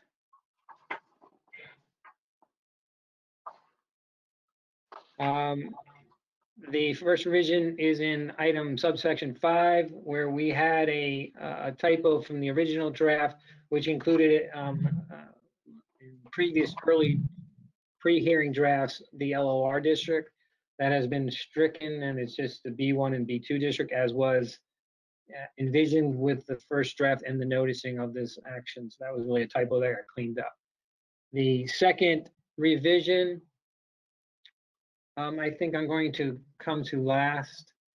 If you go to the next page.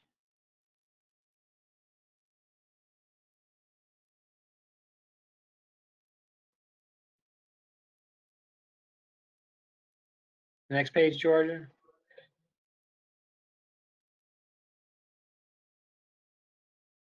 Sorry, well, I was booted off for a second. Oh, sorry. Okay, so this change at the top was originally 1,000, and the commission consensus at the last meeting was to go to 1,100. The revisions that follow on the pages below, on that paragraph and the subsequent paragraph below it, is the language that was previously suggested in my memo review from the previous session regarding that whole issue of the calculating how affordable housing unit is calculated and the rent relationship, and how this that issue gets taken care of. The last on this page is in subsection 8, also was part of the last memo, and that was to be more open with regards to the types of different pitched type roofs that could be incorporated. And if we go back to page 4, which is the more substantive of all these issues, perhaps, was from the discussion of, just a little bit below that, calculating of density. It's still 50-50, but recognizing that in some instances that's kind of impossible to achieve because if you count a space downstairs, that automatically whacks the 50-50 percentage without making the upstairs a smaller footprint. So in many buildings, that's not a very, smart way to build the building. So if you had an equal floor area upstairs from the downstairs, the idea is to kind of index that 50-50. And so what this is doing is, for the purpose of calculating density under this subsection, habitable commercial and residential apartment floor area shall be based on a net floor area, which, as defined in these regulations. There's already a definition in the regulations for net floor area, except net floor area shall also exclude common interior corridors dedicated to unit access. Other common areas associated exclusively with the residential apartments are located on any level of the building shall be included in the area of the residential apartments. So this way, the benign, some of the benign common areas are not going to hurt the residential, not going to hurt the commercial. So they kind of get excluded out of the picture wherever they are. And that makes it more reasonable to get the 50-50 balance in a more logical way from a physical building point of view. So those are the edits that I made. So that's up to you as to whether they meet what you had wanted to do. Thank you, Will. I have two letters that I'd like to read into the record. I'm not sure that the commissioners have these. One is a letter from Ganem and Ganem. Recent news reports have quoted the commission as being ready to adopt an amendment that would allow mixed use on Main Street between the town line and Knollwood Street.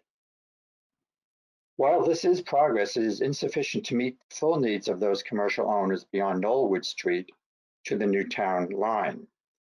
The need remains for that remaining area if the town is to progress in its need of economic recovery. To adopt a halfway measure is not sufficient to advance the town's goals and make it fully competitive with other area towns who are advancing more rapidly than Monroe. It also raises a serious legal question on the unequal treatment of property owners on Main Street, which may be challenged in court on legal grounds. I would urge the commission to consider extending the mixed use amendment the entire length of Main Street in fairness to the property owners who are experiencing vacancies, making it difficult to pay property taxes and other continuing expenses. It would be in the best interest of the town to enlarge the limited amendment to make Monroe more competitive.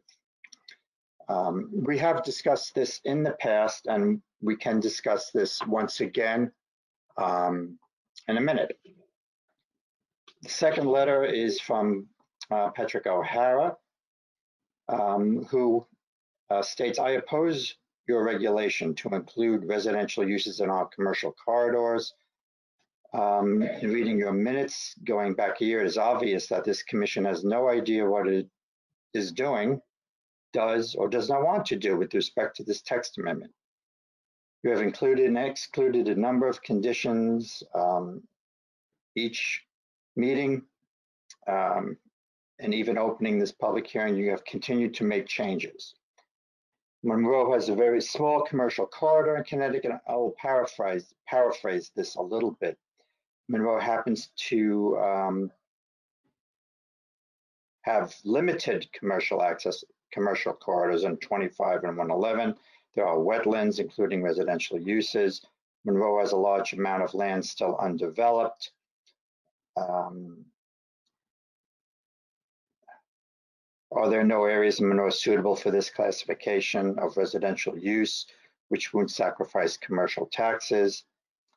The Commission's statement is the intent to facilitate reinvestment, and that this mixed use will result in positive economic impacts. I challenge both of the assertions. There is no economic study of what effect this would have on Monroe, except for the Monroe School Study, which is outdated and pre-COVID. I would also challenge the Commission to review the requirements found in our regulations 9.1.5 and 9.2.2. I do oppose this regulation. I do not believe it will have the result you have indicated through your meetings. I do not believe the necessary diligence has been performed prior to even considering this brand new classification of housing stock.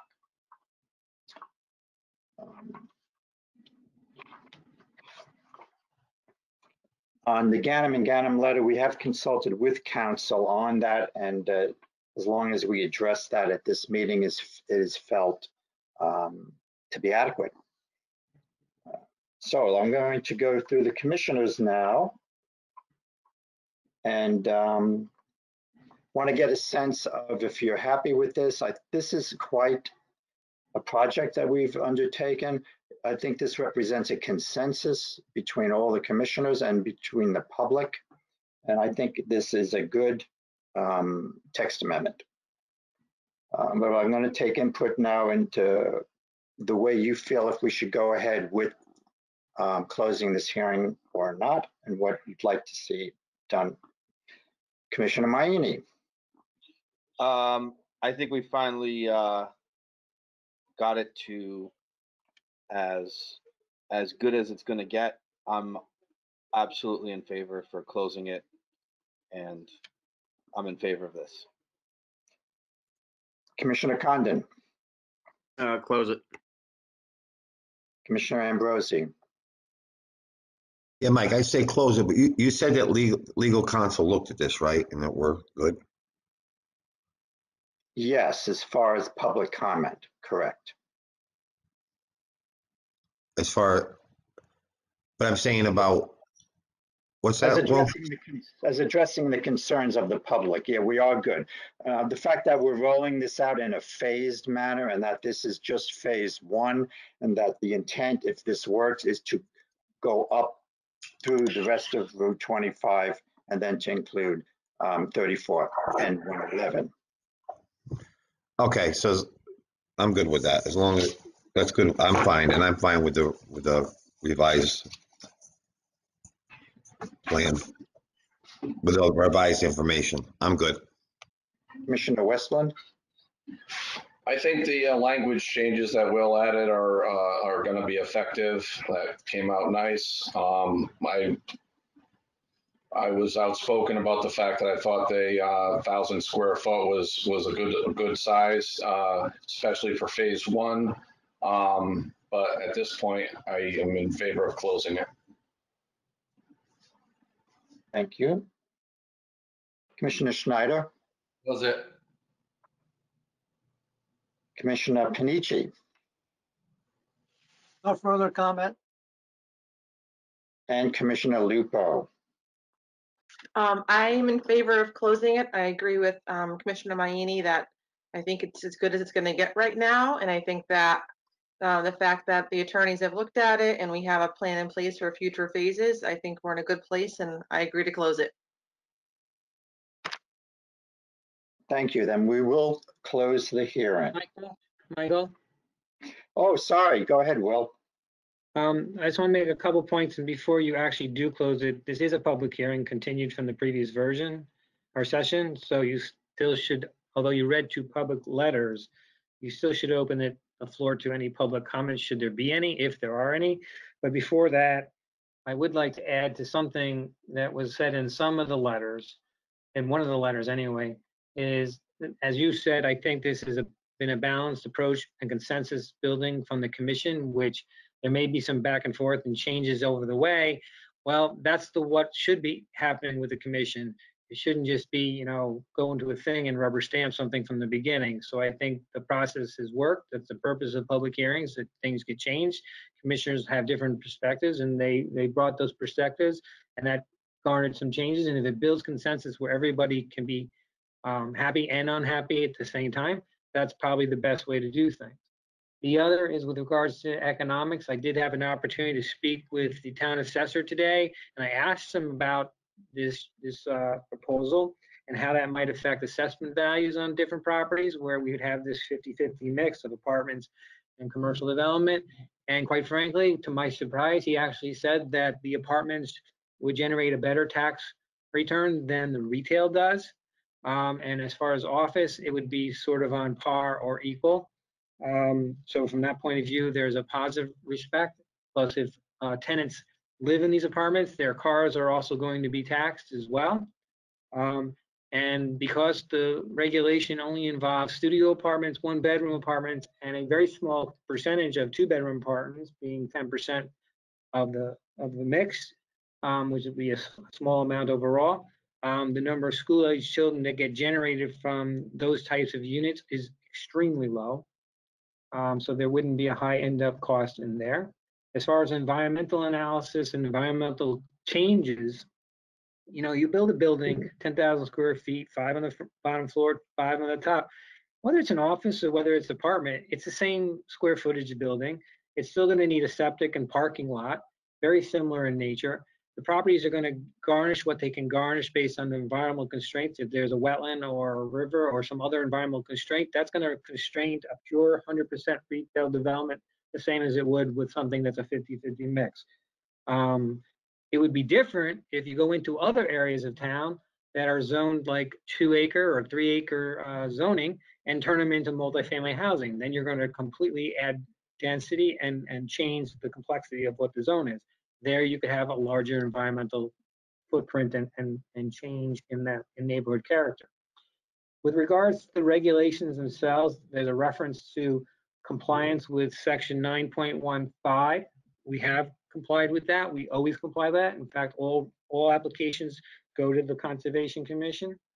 With regards to section 9.2.2, that section, in fact, is not applicable to the commission. That section is for petitions from people outside the commission, and the commission has standards that differ between what it proposes and what an applicant who's petitioning a zoning text amendment. And that's what section 9.2.2 is for. That's an outside petition. So that section is not applicable at all to the commission. Nonetheless, there are things in there that we do address and try to comply with it, you know, anyway. So that's what I have to say. And again, I don't know if there's anyone in the public, but we need to open it up for the public before you actually make your final decision of closing the hearing. Thank you. Well, thank you, Will, for wrapping that up. I'm And glad I can Mike, this is Rick. Can I make a comment? Go ahead, Rick. Yeah, I concur with everything that the commission has said and what Will just discussed. I just want to remind everyone again, this is consistent with the 2010 POCD. Francisco, the commission's consultant, is supportive of this text amendment, and we'll be discussing this further with the POCD update. And as both Will and I have reported to the commission, we have consulted with the towns of Newtown and Trumbull, and both of the communities have found this to be an asset. That's it. All right, I would like to open this up to any members of the public with us tonight for any comments. Are there any members of the public tonight that would like to comment on this text amendment? Yeah, Michael? Yes. Michael, this is Karen Bernask, and I chair the Conservation Commission. I just wanted to let all the members of the commission know that the November 24th revision to this text amendment was referred to the Conservation Commission. Unfortunately, we were not able to get a special meeting together this week. We will be meeting next week on December 10th. And we will, even if your hearing's closed, we're going to forward our comments to you with the understanding that the members of the commission have their personal opinions on this.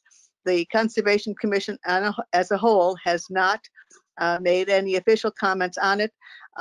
We will send you a memo after our meeting next Thursday, and we realize that also we would have the opportunity to make comments when any specific application came before the commission. Thank you. Thank you, Ms. Banowska. Are there any other members of the public that would like to make comment on this text amendment? Hearing none, I would then close this text amendment. Close this hearing. Thank you. Moving on, we have pending meeting minutes, which are not available, so we will table that until our next meeting. Number 11 on the agenda, we have a time extension request, EFP 2019-02, file number 103E. This is 7 and 15 Main Street. My letter from Lawrence LaPetrie from Solely Engineering, requesting a time extension to have the final plan signed by 90 days to March 3rd, 2021. Difficulties in coordinating efforts among team players and the inability to meet physically as a result of the current state of emergency have made completing the process in a timely manner problematic. So this is an excavation permit. Chair will entertain a motion to grant the time extension. I'll make a motion to grant the time extension EFP -2019-02, file number 103E, 7 and 15 Main Street. Second. Chair has a motion and a second. I will call the roll. Mayini, Yes. Condon, Yes. Ambrosi, Yes. Westland, Yes. and O'Reilly, yes. Next order of business, our pending applications and deliberations. We have 2 applications that we can deliberate on tonight. Both, I believe, are straightforward and we should be able to deliberate. So the first one is outdoor display.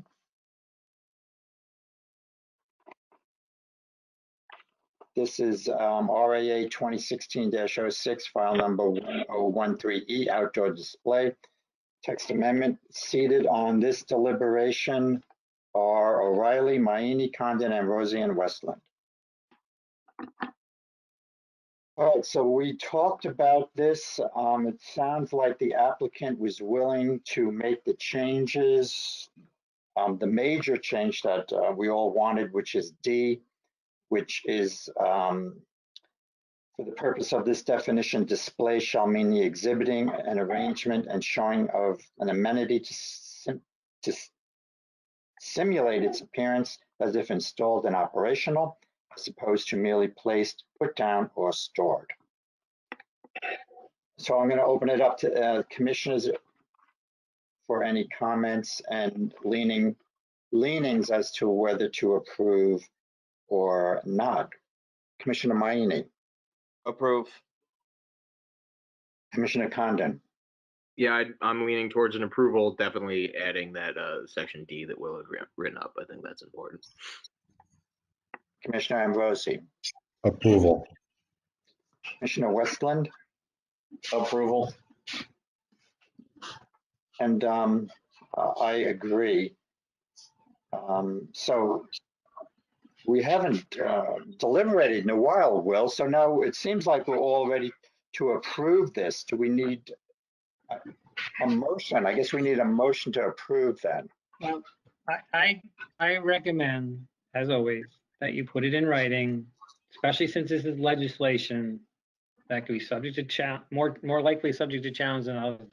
I don't think this is probably going to be challenged, but there are findings that you have to make that should be distilled in writing unless you're prepared to, say those things. But that's up to you. All right, then let's, it sounds like we're directing staff to draft an approval, which we'll consider at our next meeting. Is that correct? Yes. Okay, thank you. Yeah.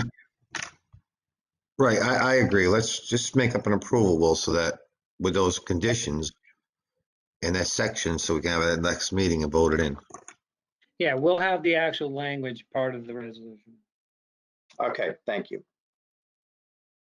Next for deliberation is our text amendment RAA 2020-05, file number 1012E, mixed use development. Seated on this are the same 5 commissioners. We'll poll the commission as to any final comments or thoughts as to direct staff to draft a final version. Don't we already have a final version or no? No, a final approval. Oh, final approval, not version. We have a final version, right, but we need final approval. Commissioner Maini, Draft it. Commissioner Condon. Yeah, I mean, I want to note, I think we as a commission in the past had thought it's a nice thing to get input from the Conservation Committee, but we did make it very clear when we drafted that original text amendment that they needed to, we would not wait for them. They had the option to provide the information. And I know that they speak, or a representative spoke asking that we, I believe, hold off until we heard from them. But I believe our original thought with that addition of input was that it would not hold up any projects. It was on them to make sure they got that to us prior to, and since they didn't, I would want to move forward with approval without waiting. Commissioner Ambrosi. Yeah, Mike, I say move forward the approval. And Commissioner Westland. Let's get it done. And I concur with the rest of the commission to direct staff to draft an approval. Okay. Finally, well, let's go to number 13, regulation review amendment work session. We haven't had any. Hey, Mike. Yes. Do you think we should have a subcommittee meeting? What would you like to talk about? Life. I don't know that there's anything pending. Will? There really isn't anything pending, but we really got to focus on the POCD. Yeah, I'm gonna recommend that, Mike. Okay. There you go, Mike. We have a meeting scheduled for Monday. Right. Yes. There is no other correspondence, no chairman's report. Any of the commissioners have any reports they would like to share? Excuse me, Mike. Are we not having a subcommittee meeting? I don't think we have anything. Will did not indicate that we have anything to do in a subcommittee meeting at the moment, do we? No, and staff recommend a special meeting for the POCD after Monday's December 7th meeting. I'll have something. Okay, I understand. So, Oh, the POCD, you're going to have several meetings. So, yeah. So I think we should focus our attention on getting that done. Okay. I have a question. Nicole, were you given all the POCD information since now you're basically been drafted into that and at the last minute? Yes, and I've been following it along since the beginning. Perfect. We're having a meeting on Monday. On the calendar. Okay. Thank Hey, you. there's no Pond View's done. There's nothing to talk about with Pond View or anything like that, Rick? Yeah, staff is meeting with them next week on Pond View. And met with the elderly project also on Main Street. And the elderly housing's moving forward. They're before the Inland Wetlands Commission, and they're ready to submit their text amendments in January. In fact, Okay. yeah, their applications are already in, all three of them. Okay, so there's no need for a subcommittee meeting on any of that stuff? There's nothing else out there pending that we need to know about? Nothing? Not at the moment. There's going to be stuff coming up soon. But as Will indicated, we got to. No, I totally are understand LCD. I just want to get ahead of stuff if we can. That's all I'm saying. And if you're telling me there's nothing out there, then okay. Okay, so let's go to land use staff reports. Rick? Yeah, as I reported, December 7th, 7 o'clock, go-to meeting. Francisco is going to carry the meeting. Just ask all the commission to review your notes from all the prior meetings and really to focus on the draft vision statement. The vision statement is an important component of the POCD update. So please give that a read because he's really looking for the final language on that.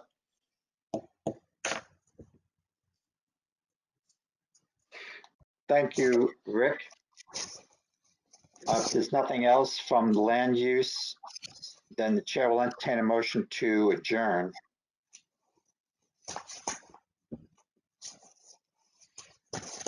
Motion to adjourn. Chair has a motion. Do we have a second? Second. All those in favor say aye. Aye. Thank you all. And thank you, Nicole.